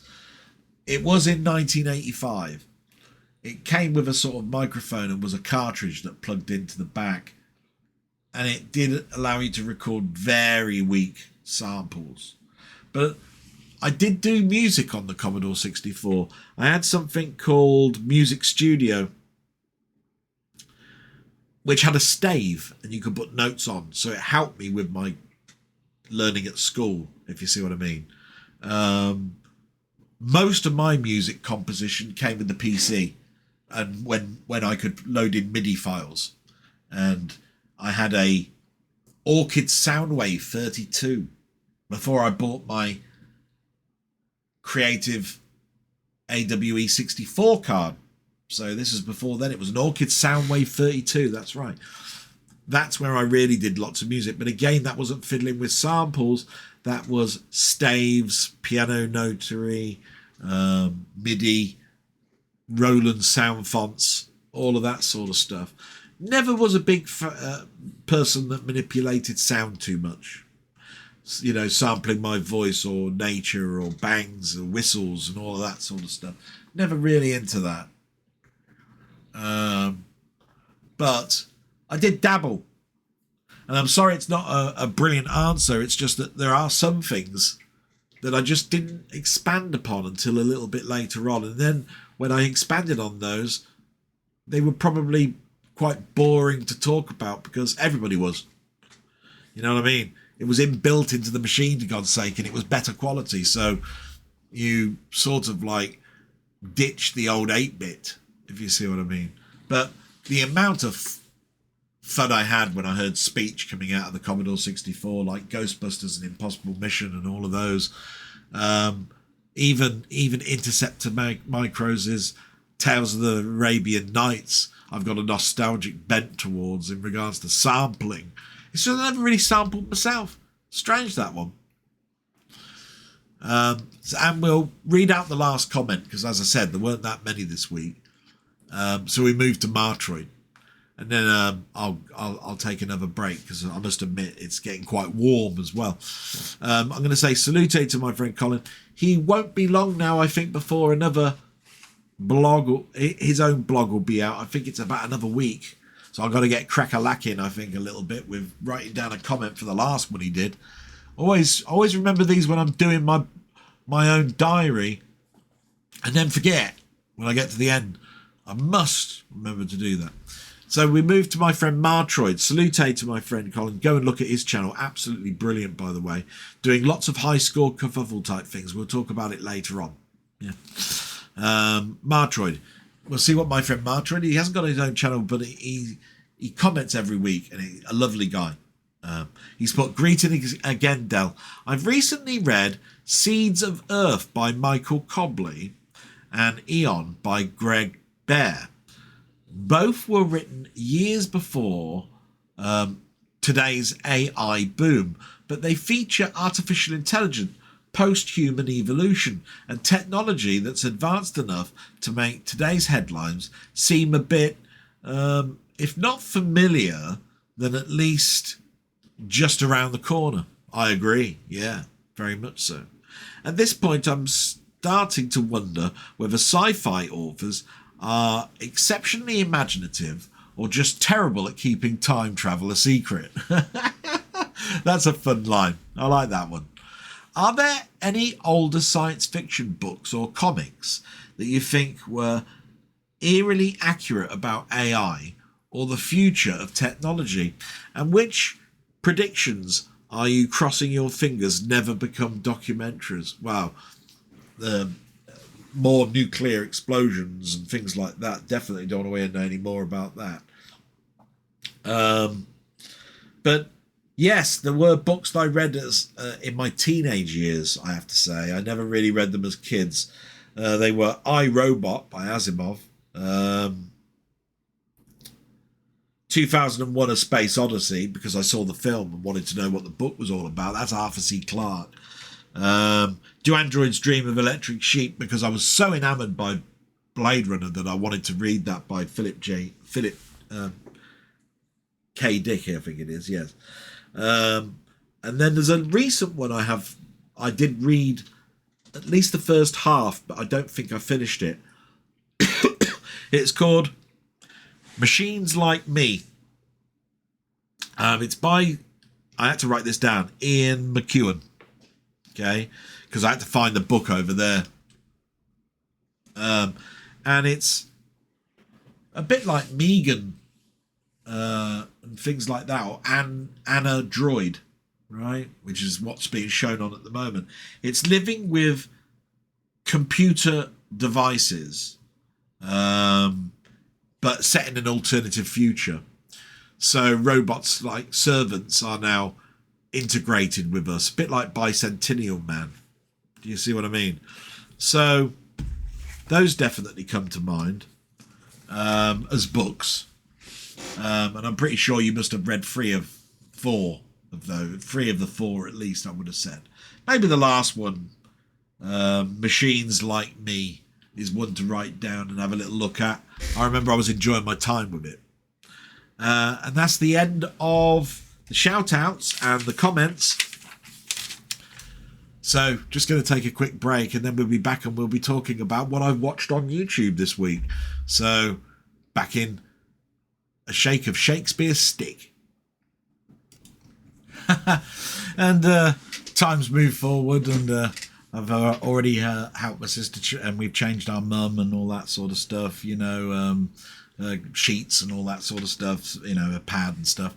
So yeah, we move on to the last stage really of this diary, which is, you know, what I've watched on TV and some of my friends' stuff, and it might introduce some expanding on some of the things that I've been talking about before. So we start off with watched on YouTube, and that begins with the 4 that I generally watch each week, which is This Week in Retro, Tech Moan, Gadget Show, and Chronologically Gaming. This Week in Retro was quite interesting. It had Unbox Those Old Xbox, Must Meet the Bit79 Home Computer System, and Dial 1-800 Strippers. Most of them you could sort of like guess from the titles, like the Dial 1-800 Strippers. That's to do with DLC, you know, in old 8-bit games where there was no DLC to get, because, you know, it's before the internet really and all of that sort of stuff, and that games already had inbuilt stuff that you couldn't get to, and you had to phone up a number to unlock what was already in the game. Something that continued for quite some time, believe it or not. So, you know, one of the most, a pure example of that would be a strip poker game, you know, where you got quite good and you'd finish the opponents that you had, phone up a number, bang, you got a couple of more opponents and a couple more graphics to look at. But it was done in adventure games as well, like hint systems and all sorts of stuff. It was not unique, and something that I never phoned up. I'd wait until a magazine came out the next month and there was a hint system or something like that. So that's all I can say really about that. The rest is, you know, quite good. Tecmo title was called Avoid This Old Micro Hi-Fi. Yeah, he had bought a hi-fi system that was for repair. Already had one that he'd bought years previous that he bought for parts, and tried to make one system out of it, and found out really that these cheapo hi-fi systems, they were never built for you to repair. They were throwaway, which is why they were cheap in the first place. I mean, I remember them, they were around about 50 or 60 quid. You got the speakers with them, and they did all sorts of things like being able to play DVDs, mini discs, radios with a tape deck, and all that sort of stuff, with a remote, and 60 quid, and you just thought to yourself, wow, I need a DVD player anyway, so that works out quite well. Most people put them in conservatories and all of that sort of stuff. Pure rubbish, really. And the Gadget Show was the end of physical gaming, which is a continuation of a discussion that's going on all over the internet about Sony's decision not to bring out physical media from 2028, and what it means for many other genres like films and everything else. So it's a continuation of that. And the chronologically gaming is just 1982 continued with with a load of games, but the standout one was a game called Cat and Mouse, which was in the arcades. So he's filling in the blanks really for 82 before moving into 83. So those were the four that we watched there. And the next one I've just grouped together. The channels are not called Spider-Man Brand New Day, by the way. It's just a title because in YouTube land, it's full of reaction videos, non-spoiler videos, spoiler videos, reviews, tons, absolute tons. It's out there. It's about box office, all sorts of stuff. I'm not surprised, and the numbers that are going on these channels just go to tell me that people are just hungry for anything, and it's upsetting really because I've mentioned before the videos were coming out well before the film, and they were most of them were pessimistic films or whatever. Now, when the film come out, because I'd seen the film, I decided I'd go and look at a few, and it did not raise my expectations one bit. There was this one guy that turned around and said, I like the film, gave it quite a high score, but there's a lot of stuff in this that they didn't need, like Spider-Man talking to this detective. All loads of it in the beginning, don't hear a peep from it, and then at the end, what's the point in all of that, right? These are people that are slamming down a film without understanding it too much, and that a film has to meet a criteria of giving fans what they want and then being open or okay for somebody that doesn't know anything about the characters, right? Now, like I said, I don't want to give any spoilers away, but this detective that he was talking about happens to be a character that was in the comics for nearly a decade, I think, and was in a major storyline that involved Daredevil of the death of this person. Now, a film has to introduce a character and has to introduce it because it might be something that they can bring into other films, or maybe Spider-Man will turn into a TV series when it gets to its point where they can do that, right? So this guy was going, it was absolutely atrocious, should have been cut out. That would have cut out 10 or 15 minutes of this film, and that would have shortened it to just over 2 hours, which was great because the film is really a little bit too long, so they could have trimmed the fat. You see what I mean? It's like you're slamming it down for something that actually comic readers get, and people would mostly just turn around and go, it's a throwaway character. It didn't really bother me. But they have to bring it to your attention as a criticism. And it fits into the, I want it shorter, this film, right? I didn't find the film too long at all. But I do understand it's a 12A film. Spider-Man's a beloved character for kids and adults. And kids might find this a bit of a toe-tapping, when does this end type thing. But they've got to think of an IP, a future production type thing. They've got to introduce them somehow. So it's that sort of thing going on all the time. And some of them were saying non-spoiler. And like I said, I didn't watch any of these until I went to see the film. I only saw the trailer. That is it, right? Weeks ago. And all I can say is that they were giving stuff away. Just the mentioning of this thing makes them go, oh, so there's a character in this. And then when they go and see it, they go, oh, that character is what he was talking about. And they'll either agree or they'll go, oh, thanks for spoiling it for me. You know, a lot of people have been, from what I can gather, have been contemplating who the main antagonist is, what it's all about, where, you know, where is this going with this change and all of this sort of stuff. And to me, I went in there with none of that, knowing my full history of reading the comics, only seeing the trailer and going, that's a good film. That was an entertaining film. And I looked at it from every angle thinking, do you know what? If I'd never known anything about Spider-Man, I'd have come away going, wow, that's got a lot of action sequences. And the other good thing about it all is, and I don't think anybody's really criticised this, which is good, and that is the CGI is not abundant. There is a lot of wire work in here. And when I mean wire work, I'm talking things like Crouching Tiger, Hidden Dragon. I believe Shang-Chi had a lot of this. In fact, it's the same director who did Shang-Chi. And it only benefits because of that. There's some sequences of some sort of like manipulation of brains, right? And it's done through physical reactions. They've asked the actors to tilt their head and freeze or whatever. And they've added some little post-optical effects. But actually, it's all out of the film camera. It's like zooming in. None of this wisps of light and stuff that goes across in all this sort of stuff. It's pure out the camera stuff. And it's great for it. And you could turn around and say, yeah, but they've got the budget and all of this sort of stuff.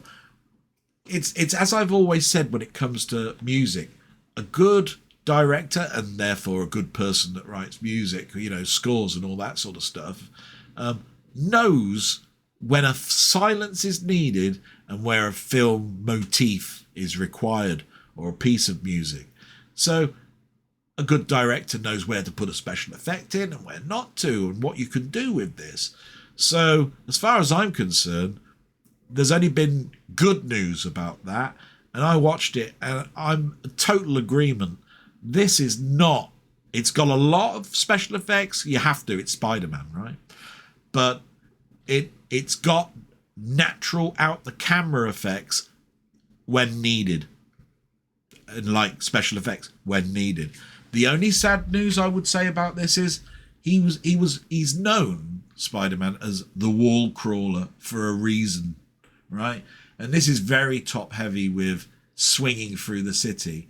I don't remember too much of him clinging or climbing up walls, which was even in the Sam Raimi films. And maybe that's because they look at that as boring or whatever. But to me, it's part of the character. He could, it was like this in the comics. He would run up the building because it was quicker than going in and then going up elevators and stairs. He'd go up the building. So why not have that in this? I mean, there was a moment where he entered the building and he went through the front door. You know, some of those sort of things. I realised later on why he did that. But it would have been nice that there were other buildings that he climbed up, or you saw him coming, because you saw him coming through skylights and stuff, but not him getting to that point where he went through the skylight. Do you see what I'm getting at? So to me, it was a natural thing that a spider does and not utilised an awful lot in this film. So even I'm criticising it a little bit here, but that's not a criticism. It was just, I didn't see an awful lot of it. That's all. Thought about that. So that's the last thing I'd probably say about Spider-Man. You now know I loved the film, thought it was great, and I see it as an entertaining film for anybody that knows a bit about Spider-Man or knows nothing. You will get great enjoyment out of this, and it touches upon empathy, loss, all sorts. And don't be concerned too much with some of the, if you do look at these reactionary videos, don't be concerned too much with what other people are saying about it. There was one that was talking about a bit creepy and stalkery and all of this sort of stuff. This guy's lost 4 years of his life, and people that he grew up with or knew have gone from his life, and yet he he there is suffering totally from loss. If that was happening to you, you would do anything you can to see how they're getting on. It's the same sort of thing as what we talked about before in regards to people that don't enjoy Christmas, say. You remember the things about Christmas. You see all these other people enjoying Christmas. You're not. And it's a dark alley that you go down, and that was to signify loss. Do you see what I mean? So it's there for a purpose, not to criticize and say he's just a nosy stalker. No. So there you go. That's sort of that. Moving on, there was a channel called SAG-AFTRA Foundation. Don't know quite what that is, but I think it's an Actors Foundation type thing. Years ago, they did a retrospective of Jack Lemmon. It's about an hour and 42 minutes, this video. But they interviewed him as well as doing a retrospective of his life. It's sort of like a This Is Your Life Jack Lemmon, with no other people coming in, but talking about, oh, in this film, you moved on to this film, and what was going on in your life with this and all of that sort of stuff. It really was quite good, and I loved it. I listened to that while I was doing some work because it was such a long video, but I enjoyed that. Then there's a channel called Retro Rules Paul Van Scott, and this was quite funny.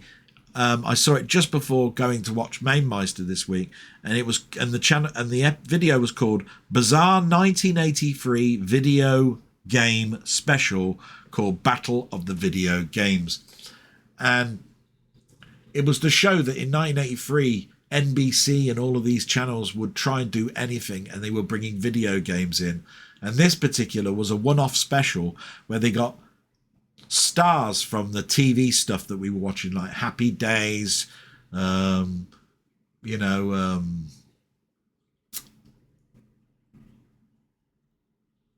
trying to think of all the Laverne and Shirley, Mork and Mindy, all of those sorts of stuff. And they got these stars to play games against each other, with the winner getting money for charity. So Heather Locklear was in there because she was in Dynasty and TJ Hooker at the time, and Scott Baio because he was in Chachi Loves Joni or something, I think it was called. All of that sort of stuff. It was just entertaining to watch because I've seen so many episodes of Starcade on Mainmeister's channel and all that sort of stuff that I thought it was funny. Moving on, there was another video from a channel just called People, and I think it's because it's called People Magazine. It's their channel. And they were doing a video called Sally Fields Reacts to Robin Williams Pictures and Memories. It's because she was in Mrs. Doubtfire, and obviously Robin's is now gone from our lives. And she wanted to talk about what it was like on set, memories of Robin, but then also other films that have been important in her life, when she won her Oscars and stuff like that. So that was very interesting for me anyway. There's another channel called Cue the Credits, Chris. This was an interesting one. This guy's got a lot of money and obviously buys a lot of physical media. And he did a video called Don't Make This Mistake When Buying 4K Stranger Things. Stranger Things is a big TV show that's now got a physical release. It's significant because it's in 4K. It's coming out in a couple of versions. But it's the very nature that it's 4K, and you can buy a cheaper copy and a deluxe copy. And he didn't want you to make the same mistakes that other people might do, which is buy the most deluxe one when actually the natural one, the cheaper one will probably do you and all that sort of stuff. I happened to mention a comment to him for which he put a thumbs up to and said that he might do that in the future, in the fact that the common mistakes I make is when I buy a box set like that, I haven't got something like 2,000 hours to go through every disc to make sure that there isn't any problems with my discs. Plus other issues like how different they are to the ones that were broadcast, because we are now living in a very PC, politically correct world. And if you've ever watched things like the Blu-ray reissues of Frasier, you'll know that they censor them You know, they're almost like the broadcast they're no longer the broadcast versions of when they first came out, and more like the broadcast versions that are shown on early morning during breakfast TV, with some swearing and scenes cut out that would not be deemed right for the time slot that they put them in. So can that, or taking out a piece of music that was in the actual broadcasted episode, but they can't put into the physical release because they've lost the license to it, or it would cost too much in licensing. All of that are the things that I want to know. How do you correct that mistake? How do you know whether there's a recall going on these discs because they've recognized that there are a manufacturing error? That sort of stuff. And when you're buying a set like this, and I'm telling you now, it's not cheap. The cheapest version is like 150 quid, and the deluxe one more 220, 230 quid.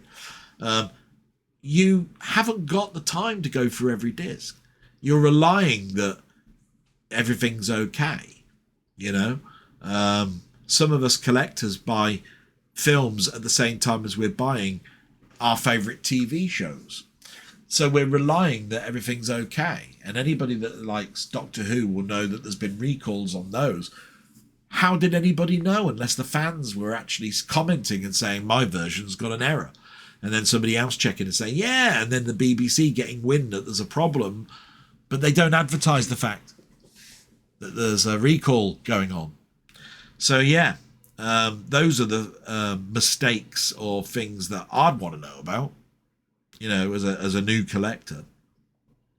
And the last one on this page is modern vintage gaming. And it talked about how small can a video game actually be. And it's something that I debated a long time ago when I had a PC and a game came on 11 or 12 discs, right? Because it was a flight simulator, arcadey, shoot 'em type thing, which had lots of textures and all of this sort of stuff. And yet you could buy a game like Elite and it'd be on one disc. And it had probably more gameplay than the game from Origin that has 11 or 15 discs in it. And so it was a very interesting sort of like debate for me, because there are a lot of games that were like that were so compact. Do you see what I mean? And were fun. And the more discs that you got didn't necessarily equate to more fun and more gameplay. They just increased the visuals and sound. So that's an interesting perspective of the gaming industry that goes back even into those early 90s where I was recognizing it myself. So that was my watching on YouTube. And we moved now to the film, TV and soundtrack YouTube, which is all to do with TV and film and all of that sort of stuff. And some of these are my friends, and others that in there are ones that I watch, just like the first section. So right at the top, we've got my friend Ian Hill, The Ramblings. And like I said, if you haven't subscribed to him, please have a quick look. Don't need to, but I would recommend that you definitely go and look at one of his videos, possibly give it a like. And if you like it, subscribe. That's the sort of thing that most people say in their YouTube stuff. But I really mean it with my friend Ian. So look at what he's done this week. Here we go. So this is just a typical week. The top 5 action and adventure films between 1999 and 2004. So that's 5 films for every one of those years. And that's 5 to 6 years worth of stuff there. Doctor Who review of the the story, the Dominator. The Dominator, so we're in the Patrick Troughton still timeline. X-Files review of Season 6, Episode 22, which means he's still got another 5 or 6 seasons to go. What I have watched, Episode 29. This is a video where he explains what he's watched this week.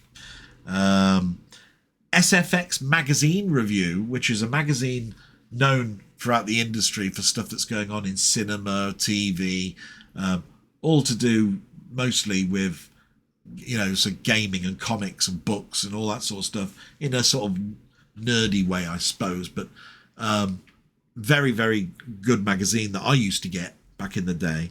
And then, of course, he did a live with me. So look at all of that content. There must be something in there that you like. So my recommendation is go and have a quick look. Definitely worth your while. Moving on, there's Mondo Chelovic Movies, who I don't mention every week because not every week does he do a video, but when he does one, it's quality and class, and he's my go-to guy when we're talking about horror films. So this week he did a free amazing 4Ks and Blu-rays from Imprint and Viavision. Now, I do know about Imprint. I don't know too much about Viavision, but you'll always learn something from a guy like Mondo. He's got he collects from all sorts of different distributors, and there'll be titles in there that you might want to pick up that are worth your while. I didn't even know they were coming out, so that was brilliant. Moving on, we've got Movie Collector. He did Projecting the Odyssey in 15/70 IMAX at the BFI IMAX. Now, the BFI IMAX, if anybody doesn't know, is the IMAX theatre with the BFI logo, so the British Film Institute, and is a true IMAX experience. And they're showing now the new film, The Odyssey, which came out, I think, July 17th. And you can see it in its huge format, in a proper IMAX frame. And I've been told it's an absolute showpiece. And, several people that have done videos have gone, I've seen it at the BFI and I've watched it in a normal cinema. And incredible for both experiences, but the IMAX just blows you away. So if you're interested in knowing how the film is cut, in regards to how it passes through the projector and comes at the screen to you, and how they sync the sound, and how big and how many thousands of feet there are of this film that you can go when you go and watch it in IMAX format, this is the video for you to watch. Then we've got Blue Roy Movies, who I was put onto as a good channel by Ian and McMahon and a few other people. He did a physical media update plus gift. So these are the purchases he's bought so far this month, plus weekly watches, a bit similar to how Ian does it.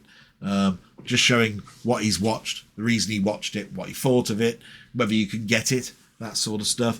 Always interesting. Then we get to the last section of this, which is Commode on Film Podcast. He did a review of The Odyssey with his film creator friend and talked about some of its pros and cons. And then you got Commode and Mayo's Take, which is religious to me, really, because I used to listen to the film reviews on Radio 2 and 5 at the time. He did a reviews of Asa Butterfield, Ish, Our Hero. It's just called Our Hero, and Spider-Man Brand New Day, and give their opinion of those films.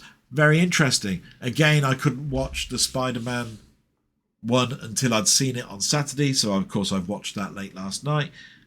Very interesting take. Always nice to hear a pure critic's point of view who's paid to do that, and it's his actual job, than a YouTube enthusiast. I'd watch those any day. Do you see what I mean? And then we get to the last page, which is Gaming and Tech YouTube. Now, these are mostly my friends that I've known for years, got their own channel. I used to do it, read them out as a sort of a collaboration thing, because I wanted people to know that only listen to sort of like diaries and blogs about other stuff that's out there. And I wanted them to succeed and have their numbers grow. But I watch them every week, and their content doesn't need that. Their content is good enough. It's fantastic stuff. So the first one we've got at the top is Down the Rabbit Hole. He did a couple of videos this week. PSVR 2, which I don't have. I only have a PSVR 1. But he wanted to do a video of why I am not playing Star Wars Galaxy Edge, which is not an oldish game, but a game that is well out there.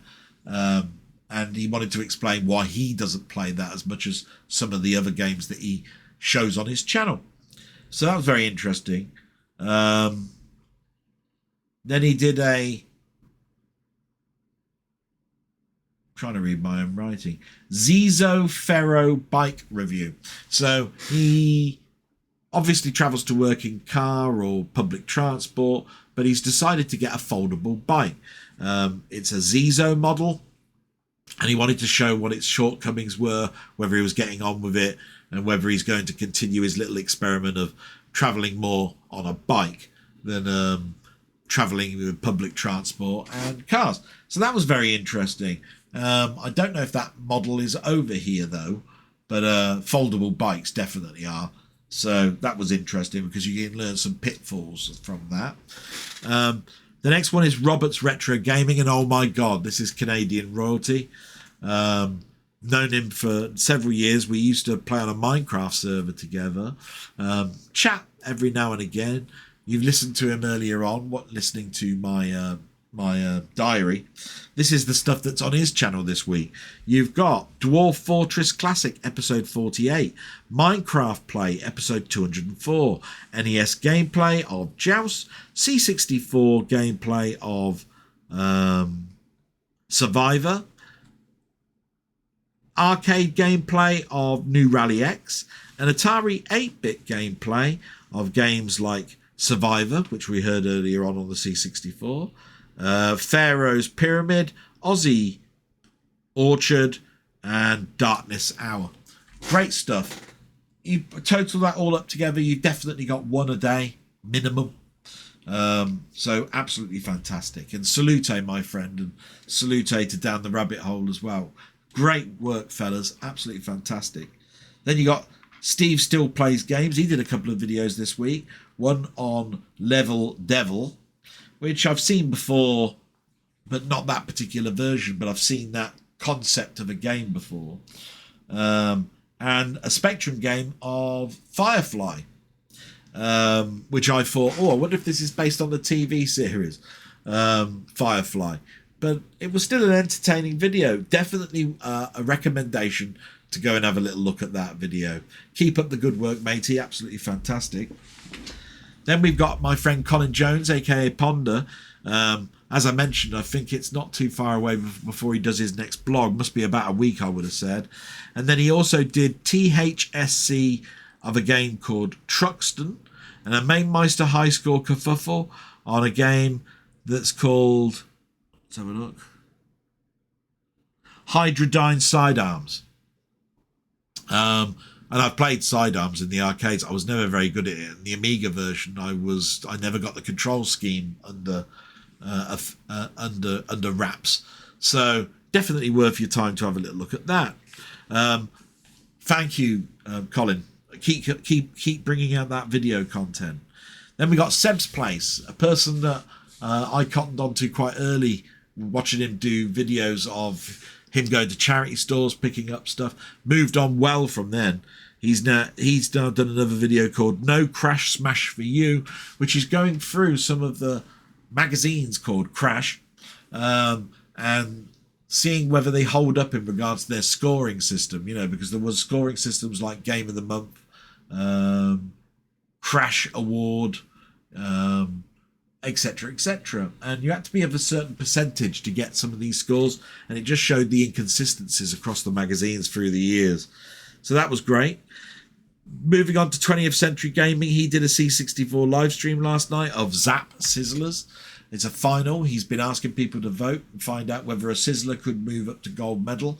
If voted upon enough, he will make that change. There we go. And then we've got Mainmeister, who did a live stream of the Atari Top 50. He's done this now over several weeks. He did a couple this week, and he did a Friday Waffle Live. And I'm just going to take a little break, and then when I come back, we're going to wrap everything up. So, won't be a moment. And we get to the conclusion of this. Things have moved on. It's pretty late in the afternoon now. Probably see the light's been changing all the way through this. But it's, in the summer, so maybe you don't But yeah, it's been nice to discuss Spider-Man in particular, and those comments, which were absolutely great, with some questions in there. And there's a couple of things that have arrived this week. A little bit more than normal, to be quite honest, but that's because of pre-orders and that sort of stuff. And thank God it's the end of the month, and, well, the beginning of the month now. But here we go. So I'll change to overhead cam, and you can see some things that have turned up. Some of this has been shown in Ian Hill, The Ramblings on Wednesday. But we've got Eyes Wide Shut, absolutely nice looking steelbook for once. It's like a picture frame, and it has got some embossing and some spot glossing that I can see on there. It's really quite nice. The film got a mixed review when it first came out. I remember thinking it's not really your normal Kubrick film, but I remember not thinking it was disastrous. I know that my friend Ian Hill, The Ramblings, has fond memories of it. And so I'm looking forward to revisiting that. And it's in 4K. So that's definitely one that I'm looking forward to. One that I've already watched this week and is a fantastic film is Falling Down, Michael Douglas. I forget little things, you know, like he was driving his car before it broke down and it's got Defense as the registration plate. Definitely a character-driven story, a little bit of vigilantism in it. He's basically having a really bad day and he just wants to get home, and everything is just falling apart around him and can't understand how society is changing. And I think we can adapt to that a little bit, being as that happens all the time now these days. I'll just put the back on so that somebody can freeze frame that if they want to know what the extras and everything is on this. But that's definitely one of the favourites I've watched this week. And that goes for this one as well, which is Soylent Green. We were talking about dystopian futures earlier on. This one is one of the quintessential ones to watch. Nice cover on this one. And most of the people that have watched this now, because it's been out about a week, have talked about how good the transfer is of this. The 4K really works. The colour correction has been done for a start. So it really is a great film to watch. And now with a fantastic picture and sound upgrade for all people that have got 4Ks. And you may have mentioned this week that I've watched an old film digitally called A League of Their Own, and I finally managed to get one from America. It's in a standard case. I don't think they did a steelbook. There was this in a box set called the Columbia Volume 1, I think it came out in. I think they did 4 or 5 of the Columbia box sets, which had about 10 films in them, all in 4K, so they were quite expensive. But A League of Their Own actually coming out as a singular disc is great, because it means I could buy it, and I missed that box set. And some really good stuff on there. I really do like this film. I'm not the hugest baseball fan, but I do like films like Field of Dreams, Babe Ruth, Bull Durham, Major League, lots of baseball films, The Natural. I've seen a few in my time. And then this came through because it was cheap, to be quite honest, and I missed it, I think, on the first time, which is the steelbook version of Spaceballs. And this came to mind because I was watching that San Diego Comic Con that went on about a week or so ago, and they had Rick Moranis there because they're making a Spaceballs 2. And it made me think, oh, I haven't got Spaceballs in a sort of high definition version, so I'll get the 4K. And it just happened to be in Germany. That doesn't matter because it's that'll mean it'll play on my player, being non-region protection. And I'm really glad I got it. It was very cheap, so that was a bonus for it. And that then concludes everything that arrived this week, really. So we'll go back to the camera and really just say what a great time I've had doing this diary. Look forward to the next one. This one has a lot more value to me for it because of actually getting out the house and doing something fun, which will happen again soon when I go to Pinfest, which will be not too far in the future. That's all sort of like in the works, and I've gone to that one now quite a few years now with my friend, and we always have a great time, so it's something to look forward to. So I'm hoping that the weeks in between, there's not going to be too much Maya, because I think that this one has been a much more upbeat one. And with that, I am going to say salute and goodbye, and thank you very much for watching. Had a great time. I hope it shows. And see you next time, which will be next week. Bye-bye.